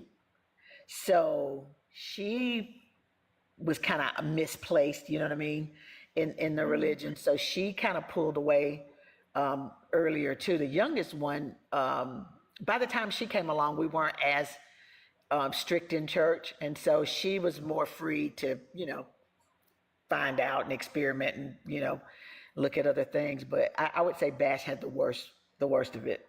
But it didn't, look at him now. It didn't kill him. Yeah. No. It didn't. But I would say he got the worst of it. We were in church. I went to church every day but Saturday and twice on Sunday. Yeah. Wow. Yeah. That's a lot of church. Mm-hmm. That's a lot of church. Yes, we ma'am. were there a lot too because it was a very small church in a very small town in Kansas, and like I said, became our whole personality. So we were there a lot too, but it wasn't like we had Bible study in small groups in church, but there wasn't a lot of things during the week to do there. It was a Quaker church, by the way, and but we ended up becoming very good friends with the pastor, his wife, and all their children. So we ended up being kind of like adopted into the pastor family. So we would be there because maybe we were there helping set up something or clean something up, or sometimes we even you're in Kansas right now. I was in Derby, Kansas, just south of Wichita. Yes, I did start to say Derby. That's so funny. Yeah, so I went to Derby, Kansas, and so we were there a lot too. My son also was the first to deconstruct. He and it is exactly because I was like, think for yourself. Even if I say something, don't Right. necessarily, have you think for yourself. Don't take my word for it. Ken wants to know how long it took Mama Bash to nail the line dance she and Bash demonstrated. Well, the truth is, he had it on YouTube. There was a girl who created it. She had given us instructions, and so they did like a live where we could practice it. I could not get it because she was counting on the ones and threes, and I just felt like that she was making it so complicated. So when she got off the live, I said to Bash, I cannot get that. It just seems so awkward and complicated. And he was like, Ma, it's really simple. Think of it like the Qs, which is a black fraternity. They do like step dances. He said, think of it like you were a Q. And he said, so he started counting it on the twos and fours instead of on the ones and threes, because the girl who taught the dance, I think she might have been a cheerleader or something. And so okay. It seemed really awkward to do it as a dance. And when he showed me how to do it on the twos and fours instead of the ones and threes, I got it in like 3 minutes. And he was like, okay, we're going to go and put this online. And I was like, oh, Lord. But it was easy once he taught me how to do it. And so I got that dance in like 3 minutes, but I had spent like 30 minutes with the teacher and I never did get it. I was like, I don't know what she's doing. What is she doing? Why is this so complicated? And he was like, you're looking at it wrong. And once he showed me how to do it, it was easy. I am going to have to learn it because I can't wait to see This your new live, one- and I intend to. Oh, the new one called SIP, it's real easy. It's much easier than the one for Mine, Lord Willing. Mine, Lord Willing to me was very complicated. But this one is real easy, the new one that's out. Yeah, the comments are that you crushed the video and he knew what you needed to He help did. you click it. That's good. How did it affect your kids then? Like, did any of them have anything to say to you when you did come to them and tell them that like now I don't believe? Were there any, like, was there any pushback for you? Was there anything? Because for me, when I first went to my family and told them that my son didn't believe, because I wanted his sisters to know so they understood where they were at. Yeah. And can I get a drink, sir, please? I'm ordering lunch. Good. My daughters, of course, immediately feared for their brother's, eternal soul, Right. And they were young. They were still like in high school. He was in college and stuff. And they were very young. Well, not very young, but young. And so I think they were a little disappointed in me for not pushing back on him because they thought I was just letting him go off to hell, Oh. It's like, but I think I had already come to the realization that belief is not a choice. Right. Even though I don't think I fully understood what that meant, but I realized you just can't make somebody believe what you believe, Right. Miko says, has Bash always had such an infectious laugh? Yes. He has been, like my mom said, special from day one. And he's always been the funny one. Listen, Crystal, I was thinking about this the other day. Once in church, because Bash was ordained a minister when he was like 14, I think. But once in church, instead of him getting up to preach a sermon, he did an entire stand-up comic routine. And that's how we spent the service that day, was listening to him crack jokes. And when I tell you he was so dang on funny, I really thought he was going to be a stand-up comedian one day because he was so funny. And we would just like pick a Sunday and go, okay, Bash is telling jokes today. That's good. So yes, he's always been funny like that.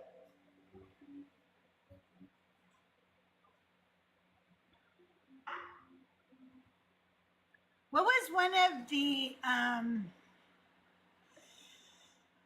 most evident things for you on the hypocrisy about what people preached compared to how they were actually living? Oh yeah, like every year there would be like some scandal of a pastor who had essayed a child in their church. And to me, that was like totally unacceptable. I couldn't see how they could swear that. And the kid would be whizzed off somewhere, but the pastor would still be there, like still preaching, and he would still have a congregation. His wife would still be there. I totally didn't get that. To me, that was like a schism that I couldn't overcome. Yeah. Yeah, I can understand that. I never understood why Christians, and this went for Christians in my own churches and everything, why they confused forgiveness for lack of consequences. Yes. You know what I mean? Like they were like, I believe you can forgive somebody and they still should face consequences for their actions, whatever I agree. it is. It's consequences is not a punishment. Punishment and consequences are two different things. And to say that,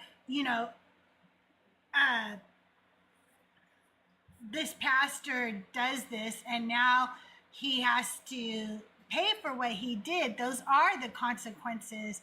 Sometimes it is going to be a punishment because it was drawn out in a contract or something prior to him joining the church, right? So it might say, if you do anything that's against, our core beliefs, you will be fired. That's a consequence. It is also a punishment, but it is a consequence. And for some reason, they take away all the consequences from these people. They're like, you have to forgive him. You would want to be forgiven. Da, da, da, da. Yeah, what are you talking about? I agree. It's horrible. It really is. Are your daughters still theists? My middle one, the one that's lesbian, she is not. So, but my youngest, the one with the baby, the grandbaby, she is. So even know if my kids are, to be honest with you. Like, I think that that's open and changing for them, you know, and I'm fine with that. Like, I know my son is an atheist, and I'm pretty sure, like, his wife is, because she and I talk about this stuff all the time, and she never says anything. She was a Christian, even though he was an atheist for a while, but I don't think she believes any of it anymore either, because we talk about it all the time. My youngest daughter seemed to still be believing in something spiritual, and my oldest, I would say, she believes there's just something more to the story that we don't know yet. Whether that is a creator that is not all the omnis, just something that created everything, or whether that's the aliens. The aliens maybe started a civilization here and abandoned it many hundreds of thousands of years ago. She's just open, is what I'm saying. Like, she's just open to the possibilities that we don't know everything yet, and I'm good with that. I'm really good with that. I just don't think that all the answers will be had in my lifetime. So I don't like really feel a need to worry about, like, where did we all come from? I don't think that's going to be answered in the next few decades. So why do I care where we all came from, you know?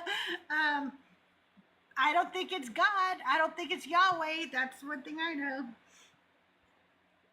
And my husband is, to a degree, he believes that there might be a creator too. And again, that's not Yahweh, though. Right. So.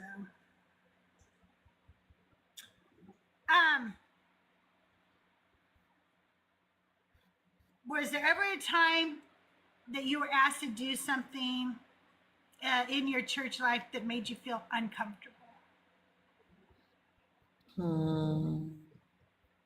Where you were like, that doesn't align with me.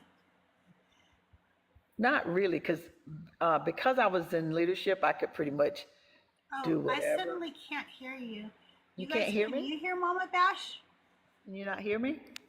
Let's see. For some reason, I suddenly hear me can't now? hear you. Did you lose me? You guys can, and I suddenly can't. Hang on, let me check and see if something turned on the Bluetooth or something on another device. That happens to me every once in a while. Nope, the Bluetooth's off on here. Oh no. What? I think, you know what happened? I think my husband went to get lunch, and when he did, he started the car, and I think he connected my headphones or something, Bluetooth because it was connected to the car. I'm like, what? I'm not in the car. Anyway, sorry about that. If you could go ahead and hear me repeat now? that. I can hear you wonderfully now. Oh, okay. And you were asking me if I was required to do anything that I didn't want to do? Yeah, that you just didn't feel comfortable. Nah, not really, except I told you when I was introducing my husband on a day when I didn't. Yeah, things like that. But for the most part, I wasn't required to do anything that I didn't want to do. Is there anything that you did now that you go, oh my God, that's just so cringe. I can't believe I did that.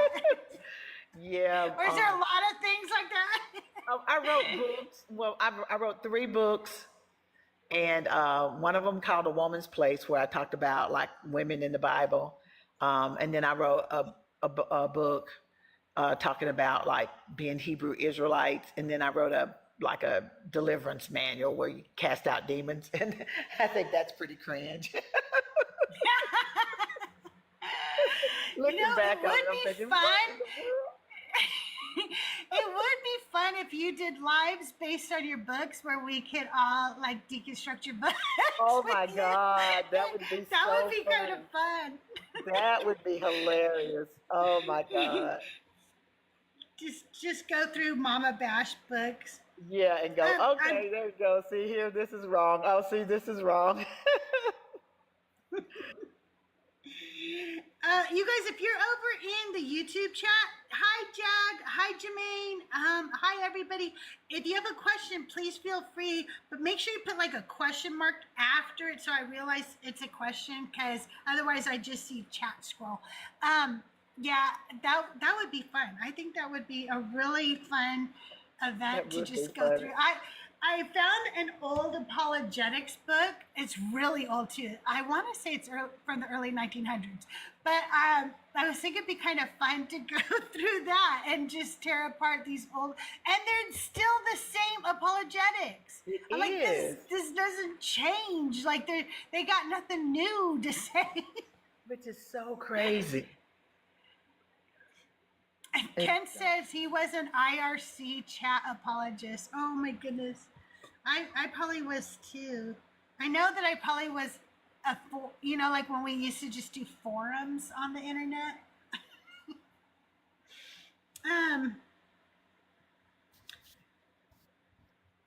Do you feel that towards the beginning of your deconstruction, it became harder and harder to be submissive as a woman?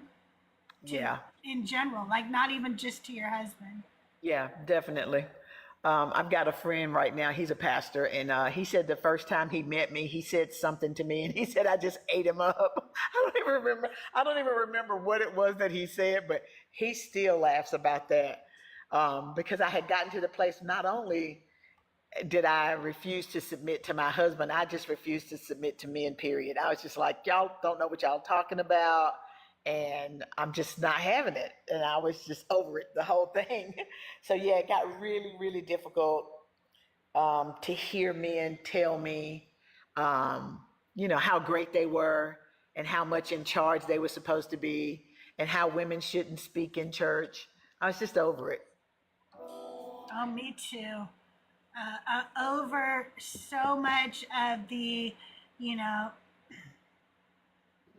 men are meant to be the leaders, really, because they kind of suck at it if we really look at the history of the world and how much they've been in charge and how much harm has happened because they've been in charge this whole time. So I don't know. I think they suck at it personally. I do too. Randy Fitz says, have you helped many others deconstruct? Any interesting wins? I don't.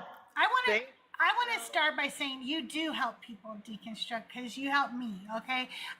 Like I said, I think deconstructing is a journey, and I really, really love listening to you talk. I love the things you share, and it has helped me personally.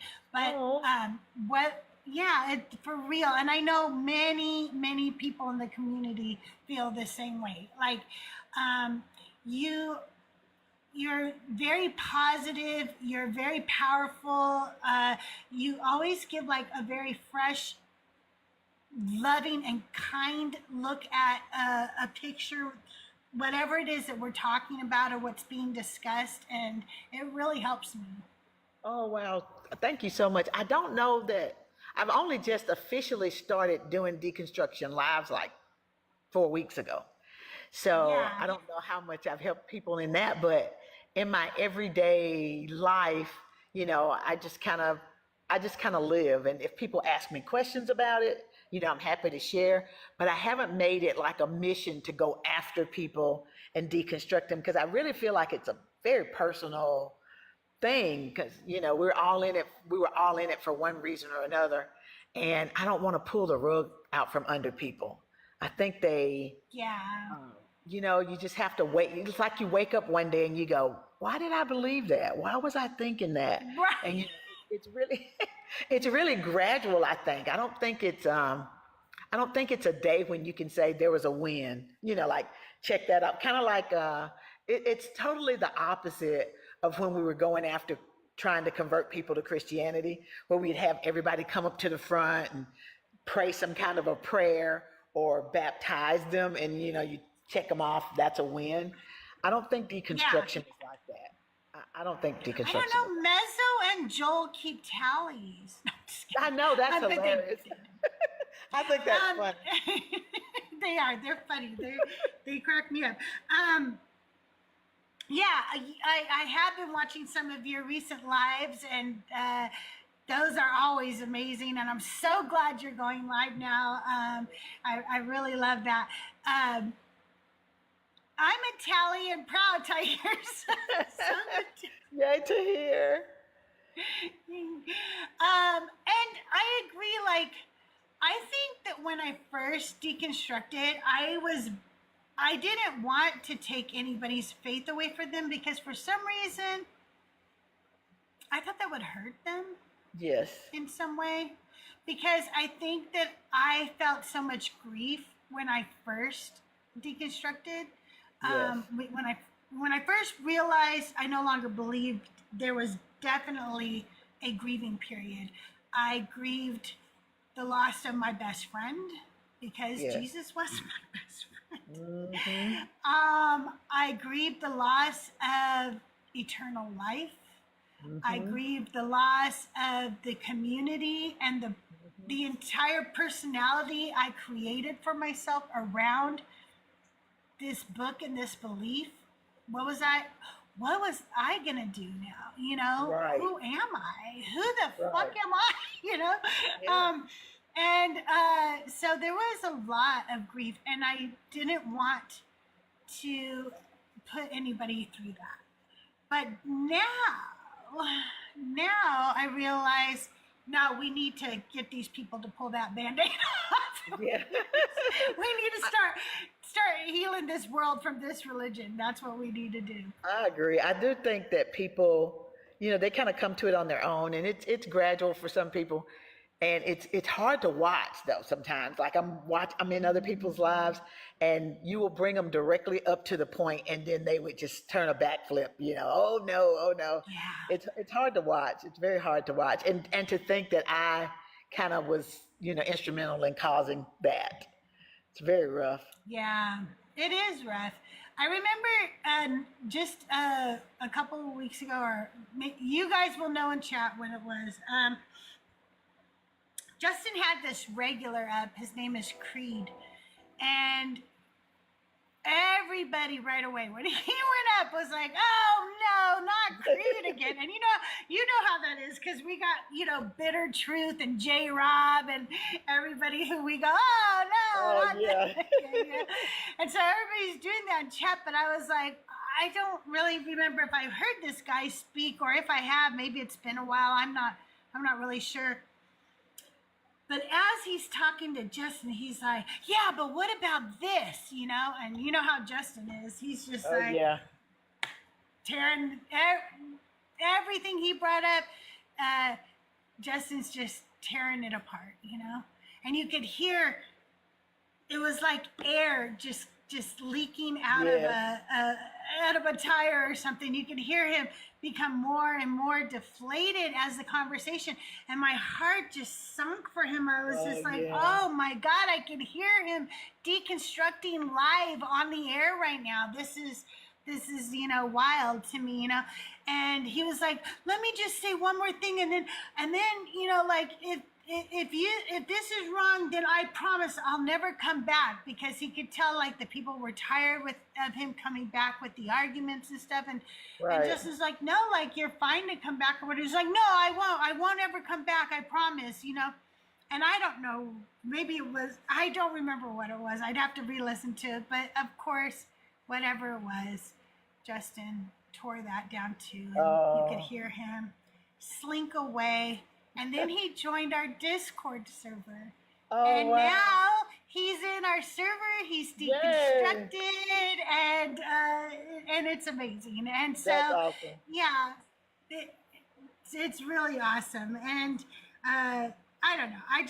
It means a lot to me when I see that. I know it's hard to hear them deconstruct. I know that it's painful because I was there, and it was painful. It's painful to realize you believed a lie your whole life. It's painful to believe that people lied to you your whole life, Yes. Oh yeah, Greta Zana is another one, she's deconstructed. There's so many actually, Greta but Zana? Have I met her? Greta Zana? well, she's been around, but I don't no, like she's usually here. I'm actually surprised Oh, she's okay. not here right now. But yeah, she's also on Mezzo and Joel's lives a lot. Hey, biblical scholar, how are you? Love you. But yeah, so she's another one too. It is really painful because most of the people I love most in this world are Christians. Yeah, that makes it really hard. Hey, Dr. Joe, welcome in. You guys, I am here talking with Mama Bash. We have about 20 minutes left before we start Divine or Decline. If you have a question for Mama Bash, the guest box is open. Come on up and join us. Ask your questions. What I can talk, I promise. And of course, I would never want to hurt them. You know,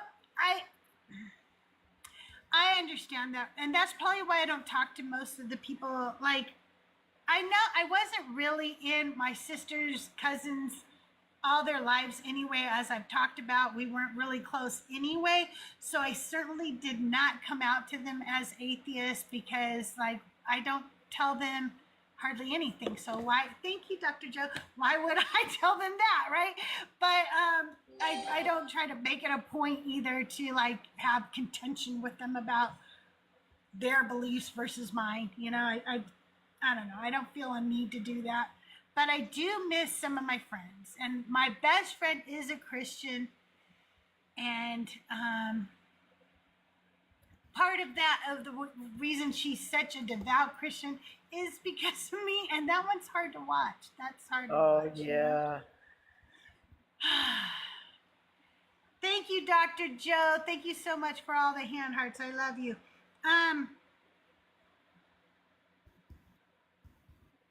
When you began questioning, did you leave your husband and then deconstruct, or did you deconstruct and go, I'm leaving my husband? I started deconstruction inside the marriage. First on how he was treating the kids, how he was treating me, you know, what scriptures said about women. I started doing that deconstructing while I was married. And then I got to the place where I was like, yeah, this is not working. It's not adding up. And then I left him. So I was with him for 17 years. Yeah, I remember when one of the first times my husband was abusive with me, that I went to people, you know, Christians. I don't even remember who specifically, whether it was the pastor, whoever it was, or maybe I went to a few, because sometimes I did that, you know, tried talking to one person, didn't like what they said, and went and talked to another person. But they were like, you just really need to pray for him and make sure you're being submissive, because he probably wouldn't do this if you were being a good wife. Right. And I even remember back then thinking, this is the most god-awful advice I've ever heard anyone give anybody. Like, do they think I don't pray for him? Do they, Right. like, I couldn't be more submissive than I am without just, like, losing myself entirely, you know? And, yeah, it is just the most god-awful advice that they give to women in abusive situations in the church. Absolutely.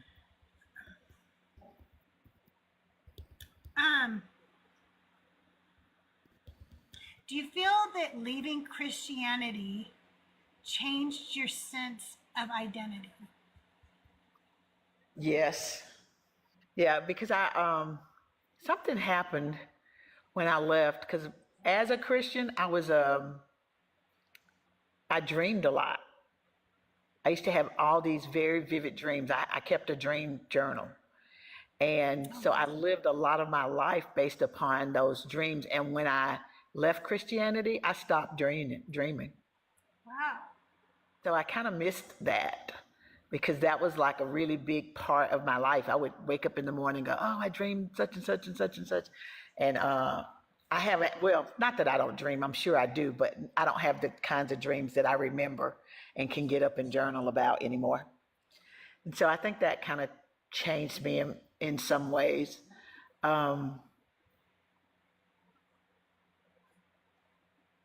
Yeah, and that's the only thing I can really think of that.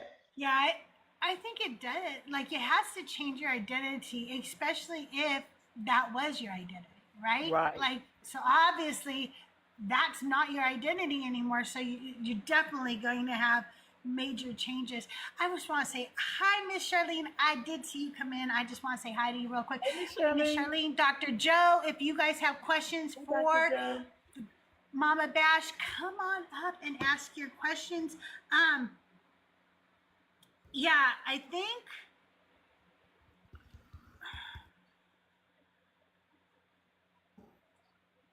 my identity changed, but it took meeting this community for me to really figure out my identity, if that makes any sense. Yes, Like, it does.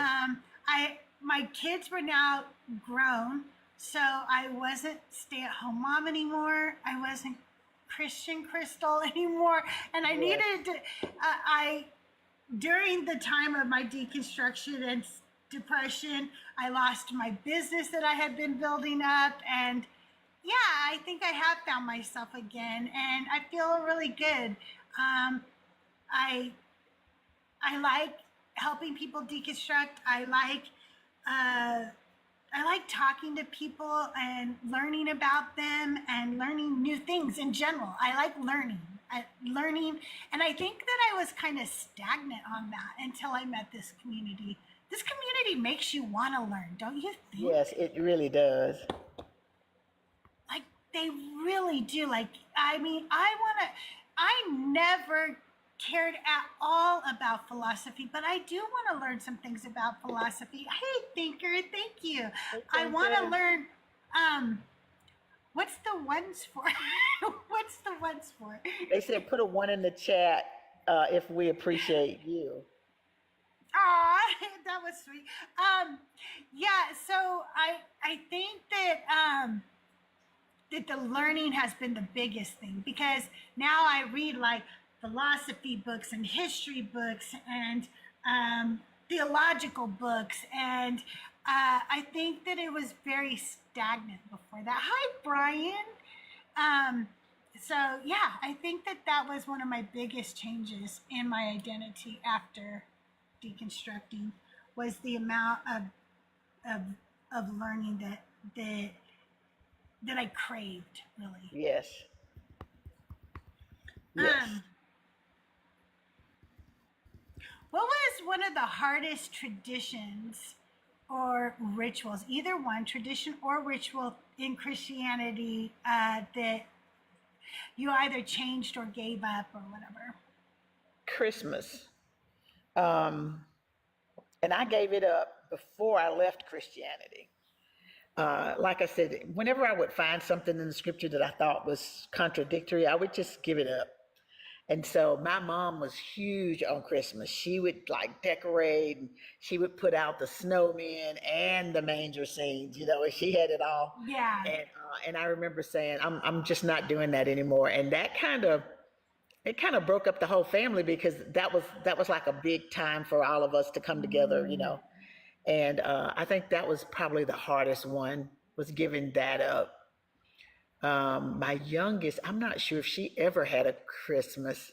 By the time she came along, I was so over that. I don't know that she ever celebrated Christmas, but because she didn't get to celebrate Christmas, she had a birthday party every year, because we didn't do That's Christmas. cute.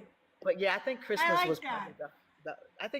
probably the hardest one, just because we were so involved. We still celebrate Christmas, but not obviously at all. Like, we used to celebrate Christmas the same with Thanksgiving. And thanks to my good friend, Earth Sanctuary, I don't call it Thanksgiving anymore, because Right.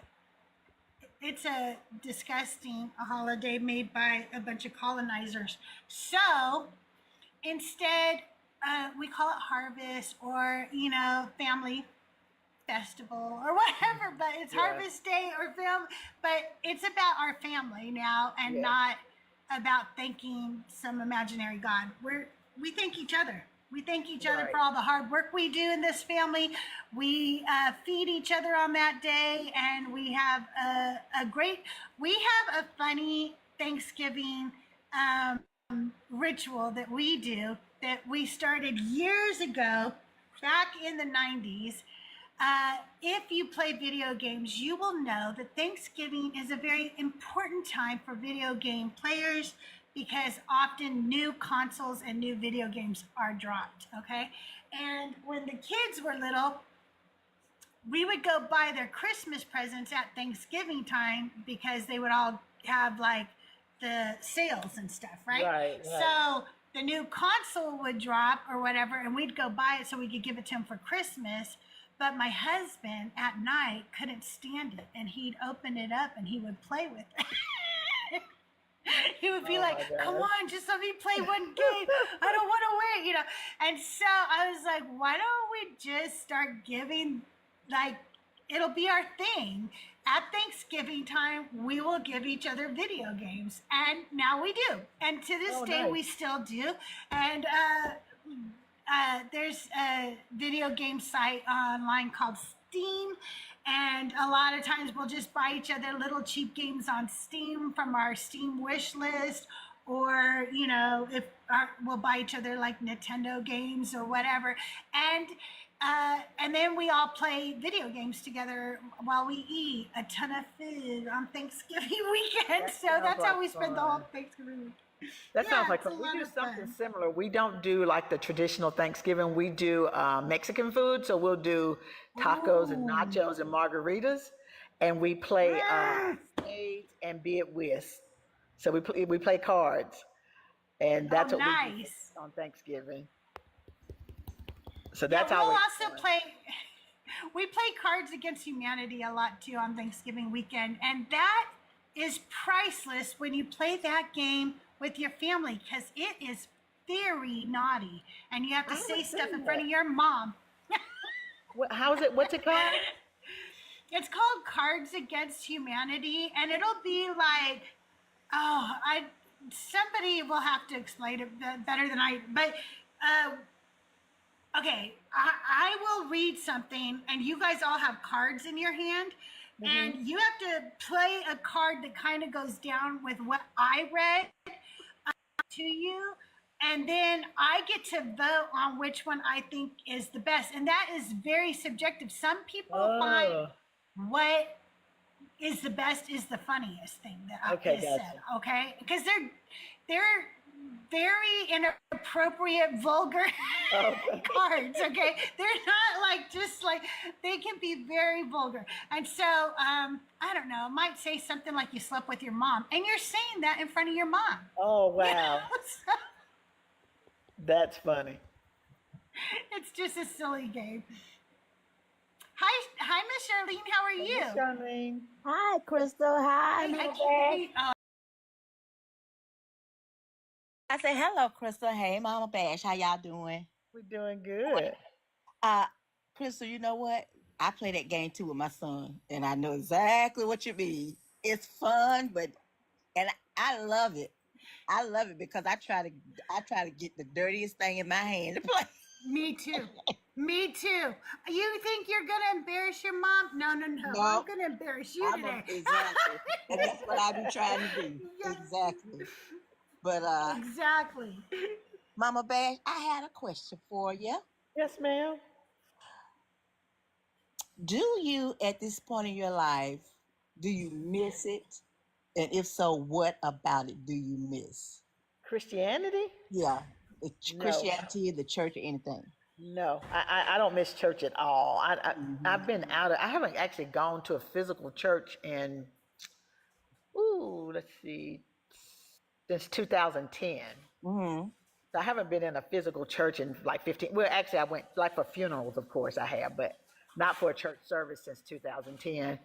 And so I don't miss church. What I miss is the music. I was telling Crystal, what I miss is the music mostly.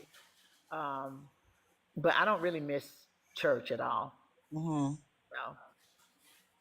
Yeah, I don't miss the church because I had stopped going to church as well. And I don't even miss the music because I still listen to it. If I hear something that I like, to me, music is music. You know what I'm saying? And if I like it, I'm going to listen to it, and I'm going to, that's just how I've always been that way. Yeah. I'm very eclectic when it comes to music, so I don't miss. I still listen to it. Before I got in this group, I miss Fellowship. the fellowship, the camaraderie. Yes, Yeah, yeah. I really did because my whole life was that's what my whole life was the church, and all of my immediate family, my in-laws, we all went to the church, so it was like a family thing. Uh-huh. Uh, but since I found this deconstruction group, I don't miss that anymore because I feel like we're all family now. Yes. So I'm appreciative for that because that was the hardest part for me, and it would make me depressed a lot. Yeah. You Not know, having people to hang Yeah. out with. See, I'm fortunate that I have my mom. I've got like people around me that also deconstructed, so I had them. hmm But yet the reason I miss the music is because I don't like I hate to turn on like a Christian radio station. To hmm hear the music, I have to go through all the other stuff. Like, right. and I was like, I don't want to hear that. And so I just kind of skipped it. So that's why I like going to Bash's concert because he'll throw in a Christian song right in the middle of. Mama Bash, I tell you, when Bash sung "Church" in Atlanta, I almost went to speaking in tongues. Boy, I'm telling you, I'm serious. The hairs on my arm were literally standing. I Yes. felt that, and he made me feel something that I hadn't felt in a while, and it kind of scared me, to be honest with you. You know what I'm saying? Yeah, yeah. Because Yeah. ooh, I literally, But, if I start speaking in tongues, these people don't think. Think you crazy. but like if there is a thing that we can call spiritual, like if there is, it is music. I Right. Yeah. mean, music does something to us. Like we Yes, know this, Yes. and I think it is far more powerful than any god, demon, or angel out there. I And you agree. know what? Since you say that, Crystal, I think that's really what we were feeling when we were saying we were feeling the spirit. Because if you notice, most times when you would shout or you would get, and it's because of the music. You Hmm. after a song, the choir has sung or the praise team song, and that's when all the euphoria hits us, Yep. right? So, Yes. Yep. and you're probably right that it was the music that Hmm. really had us enthralled. Yep. And like I said, Yeah, for sure. I don't miss that because I'll go Mama Bash. I go to Pandora and I don't listen to Christian radio. Yeah, But yeah. That makes if I'm sense. in the mood to hear something, I will go to Pandora and That makes I may sense. put in John P. Key, and then Right. they'll play all those type of songs, not just his songs, but other songs on that same kind of kick, and that's what Yeah. I do, and I don't feel bad about it. I just enjoy the music. Hmm. Yeah, that's good. That's good. Absolutely. As a matter of fact, I don't know if you knew this, Miss Charlene, but the you came to Bash's concert back in May, and he had a pastor that opened up for him. Were you at that concert? It was a lady. Oh, you were at the one with the lady. Well, the The one one he the did day in Atlanta. before. The one he did in Atlanta. It was a lady. I can't No, remember this is her the one name. in Birmingham. Did you come to the one in Birmingham in May? No, I was gonna come to that one, Mama Bash, but remember, I decided to go to To Atlanta move because to that's my okay, home. gotcha. So the Yeah. one that he did in Atlanta, he and this pastor that's local have been friends since they were teenagers. hmm And that pastor was nominated for four, no, 9 awards. What are they called? What's the Christian Music Award? Stellar Awards. Stella Ward. You He was say he was nominated for 9 Stellar Awards and won all 9 of them yesterday. what? What's What? his name? What's his His name, name is Mama Bash? Pastor Mike Jr. And Okay. he opened for Bash at that concert that he did in Birmingham in May. Uh-huh. And he won all. He just took every category. Took Wow. every award Wow. yesterday. Yep, 9 Stellar Awards. That's amazing. Yep. It is, because I've never heard that. That's good. Mm-hmm. And Yeah, that's the first time I've ever heard anybody winning everything they were nominated for. yeah.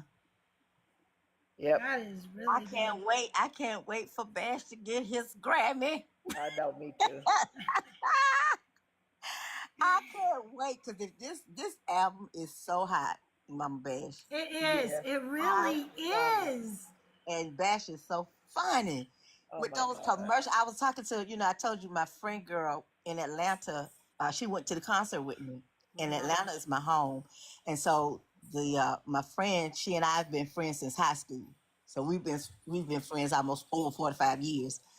And she came to Bash's concert with me.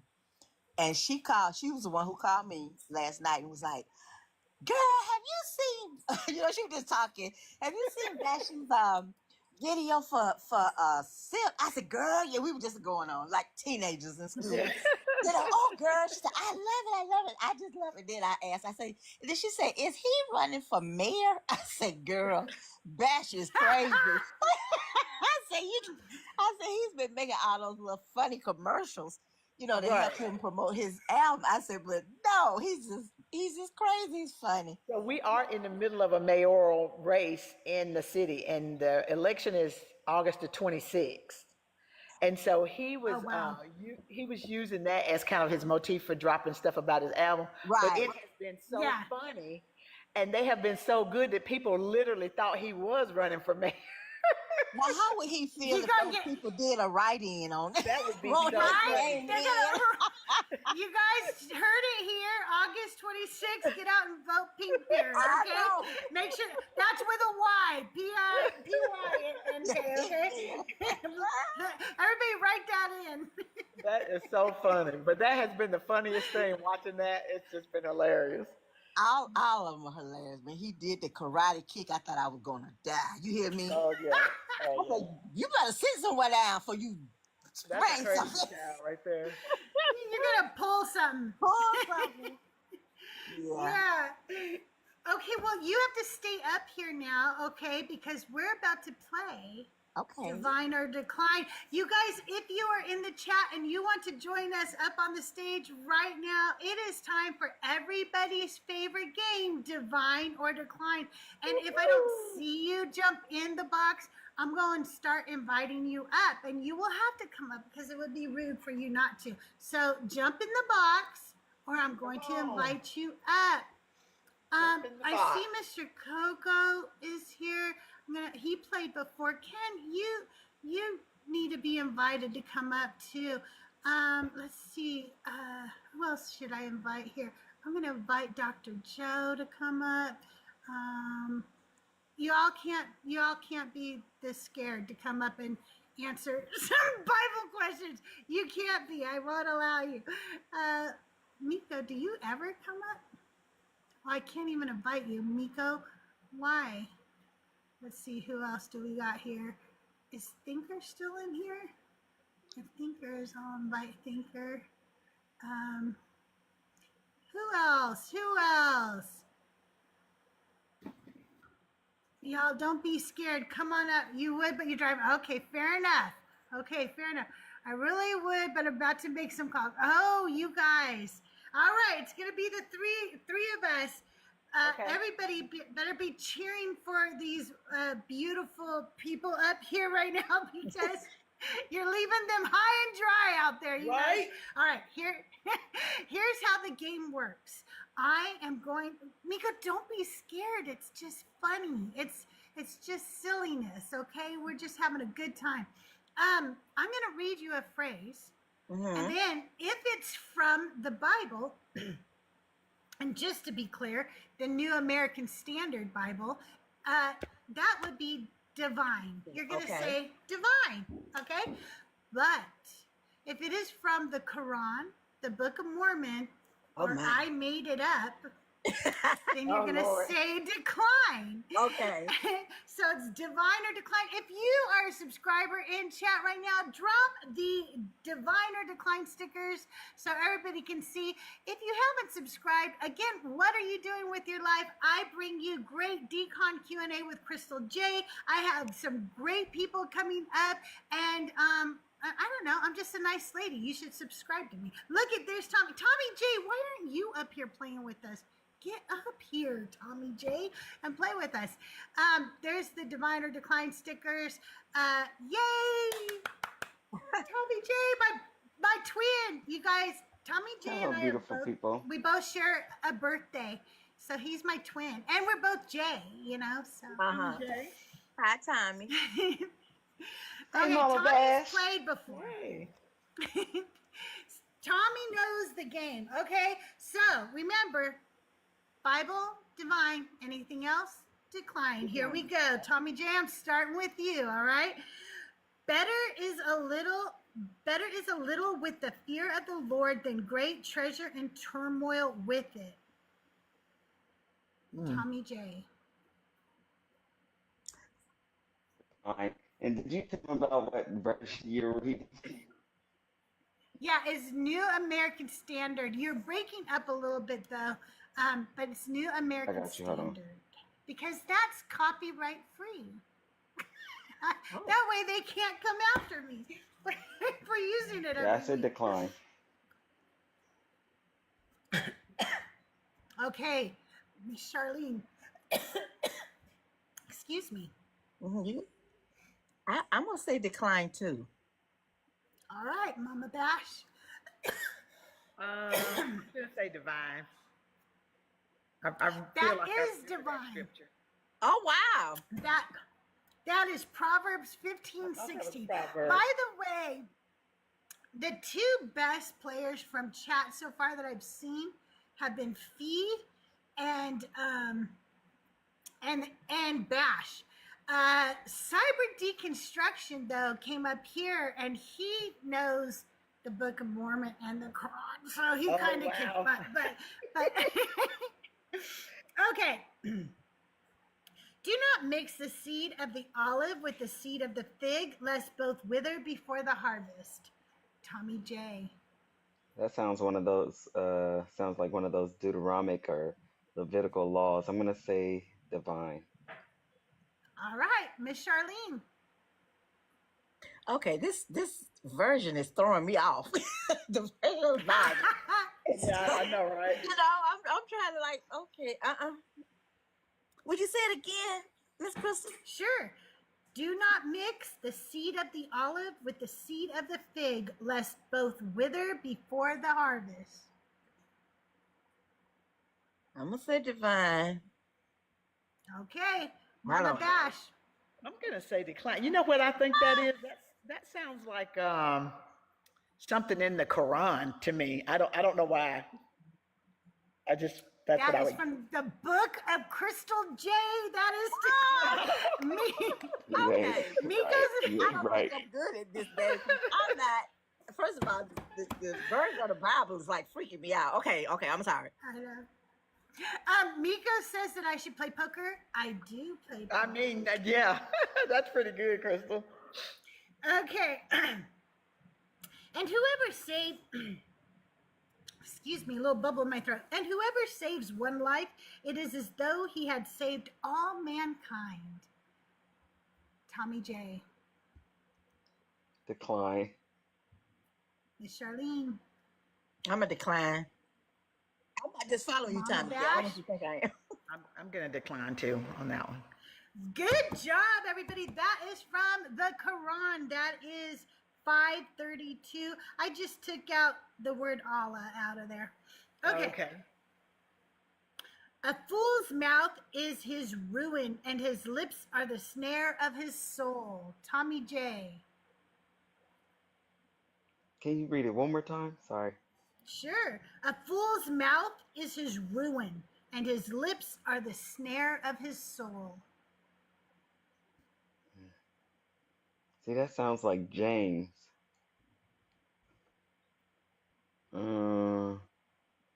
Divine. All right, Miss Charlene. Okay. Say it one more again. Sure. A fool's mouth is his ruin, and his lips are the snare of his soul.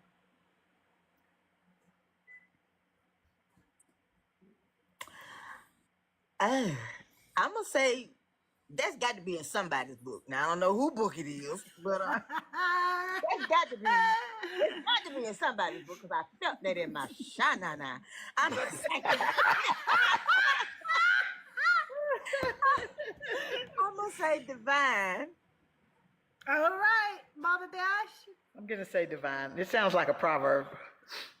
That is a proverb. Good job, everybody. That is Proverbs 18:7.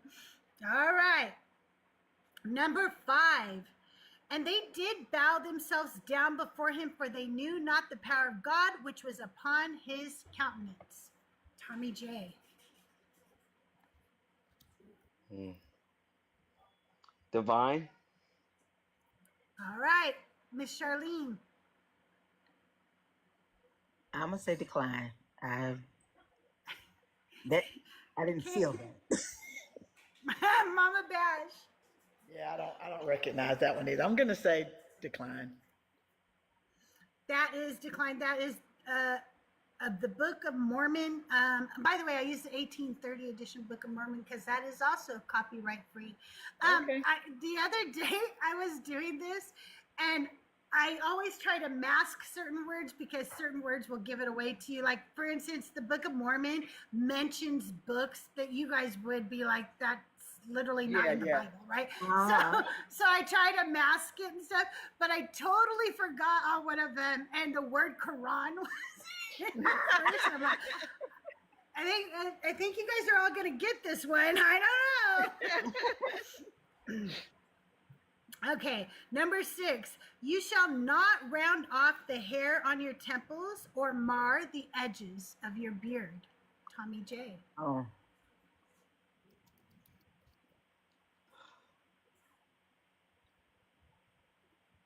Decline. Okay, Miss Charlene. Say it again, Miss Crystal. Please, ma'am. You shall not round off the hair on your temples or mar the edges of your beard. I'm gonna say decline, but that sounds like something I was taught in my church. I'm gonna be honest. The men about how they about their beards and stuff, how they had to shave. So okay, but I'm gonna say decline. Go ahead. All right, Mama Bash. I'm gonna say divine. That sounds like one of the laws about rounding the edges, the corners of your beard. That is divine. That's Leviticus 19:27. And I said You gotta it start following me, something Auntie that Charlene. was taught in my church. I should have. Uh huh. I should have You followed. don't follow me. I'm a heathen. You ain't even. What time of day? I'm gonna have to let you go. Okay, here we go. Number 7. He who places trust in his gold shall stumble, but he who places trust in God shall be lifted high. Tommy J. Okay, this sounds like that verse about being humble and being exalted. See, that's the thing. These translations be throwing me off. I read the book. I went to Sunday school. And it's throwing me off too. Don't feel bad. It's throwing me off too. I say divine. All right, Miss Charlene. Say it again. I'm sorry. No problem. He who places trust in his gold shall stumble, but he who places trust in God shall be lifted high.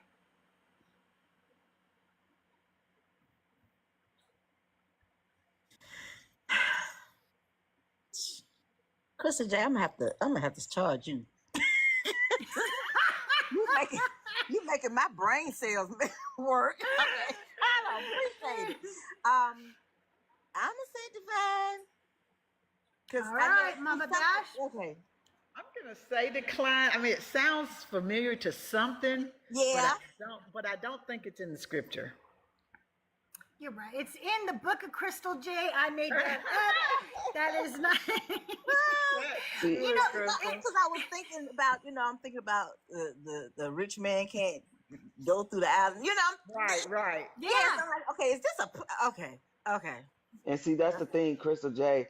I'm gonna send her a bill. She be picking she be picking stories and things she know about the Bible and just making up her own Making them scripture up. about it. Yeah.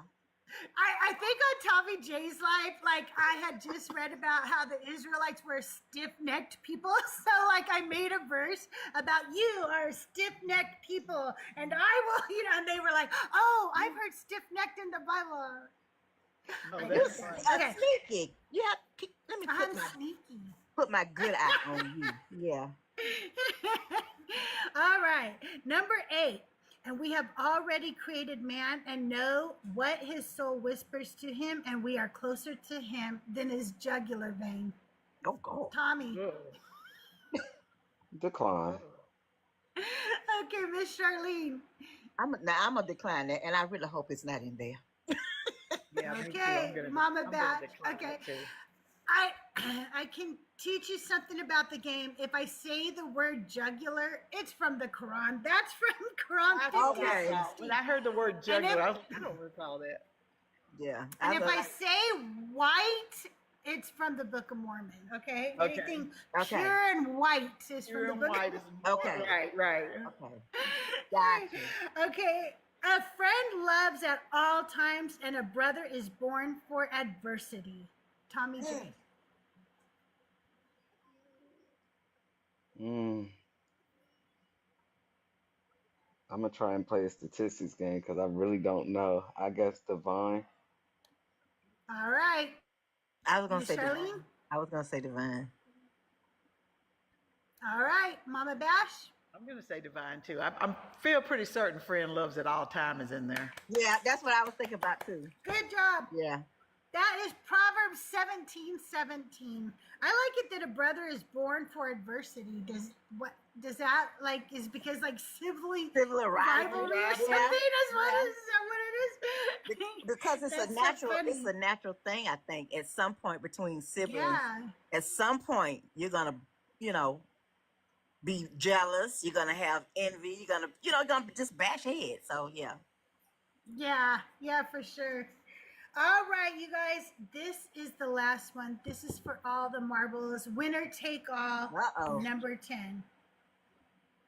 And it came to pass that he did cry mightily unto God, yea, even until his whole body did quake.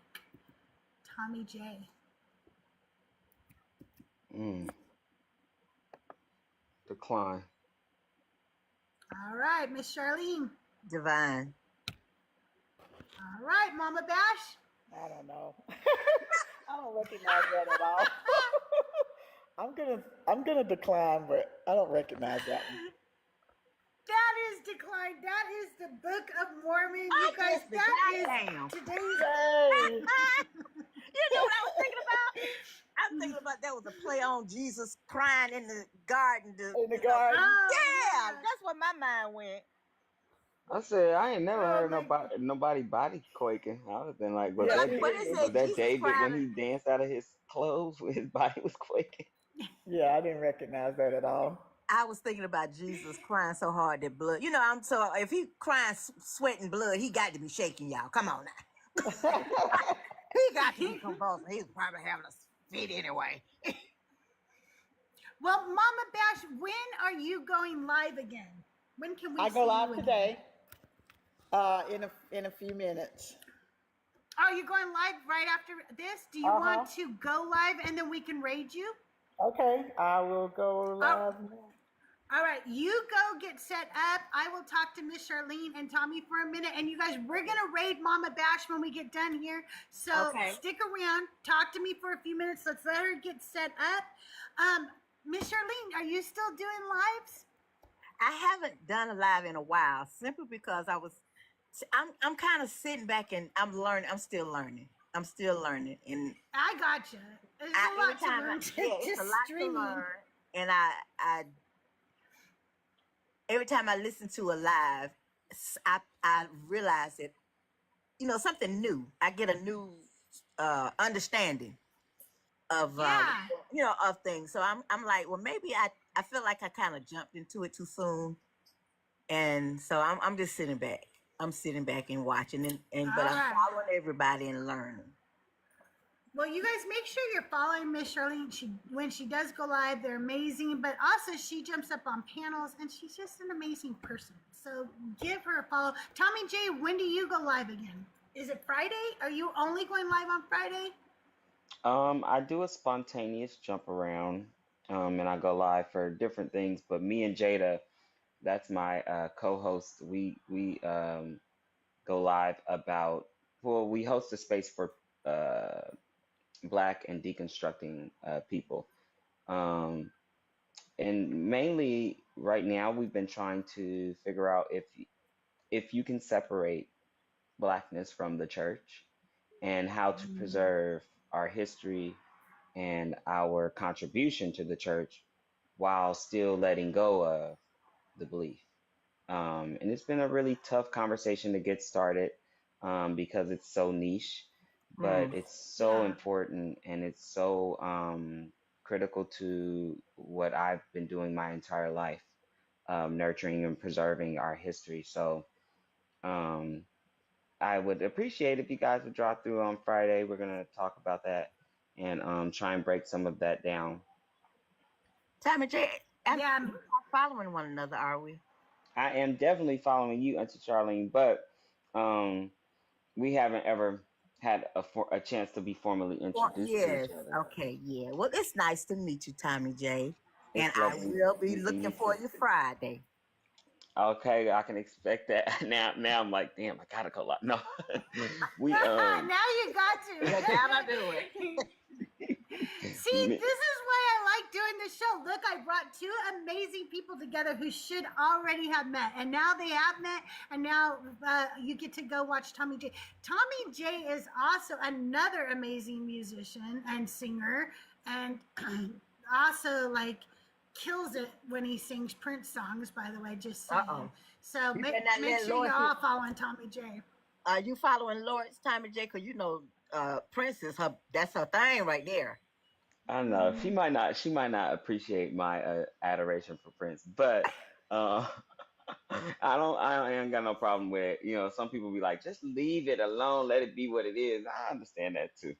But I have a special relationship with Prince. He inspired me to be who I am. I think that's a part of what helped me start to deconstruct from Christianity as well. So, um, and his ass was a JW. But Yeah. anyway, oh God, I gotta go, y'all. See y'all later. All right, Tommy, All right. thanks for coming up. I appreciate it. You guys, let me do a really quick commercial. Then we're gonna go head over and raid Mama Bash. This week, Thursday, August 21st at 8 a.m. Pacific time. I'm gonna be live right here on Decon Q&A with CrystalJae with Matthew discussing beliefs. Maybe many of you just know him as Matthew. He's amazing. My next live, though, will be on Tuesday on Joyful Apostates channel. I'll be live. I think we're going to be starting at 3:30 p.m. Pacific time, and we're doing Pride Night. It's a Pride event. We'd love for you to come by and support the LGBTQIA. And if you are part of the LGBTQIA, we want you to come up. We want to talk to you. We want to celebrate you. We want to show you love. And we just think it's a very important part of our community. And so we're doing a Pride Night once a month. And that's going to be this Tuesday. As always, Wednesday, 11 a.m. Pacific time. Join me for Non-Believers Bible Study. And you guys, thank you all for being here. Miss Charlene, thank you so much for coming up. I love you. And let's all go raid Mama Bash and tell her Crystal raid, okay? Goodbye, everybody. Thank you, and see Crystal. you Love around. you back. Thank you.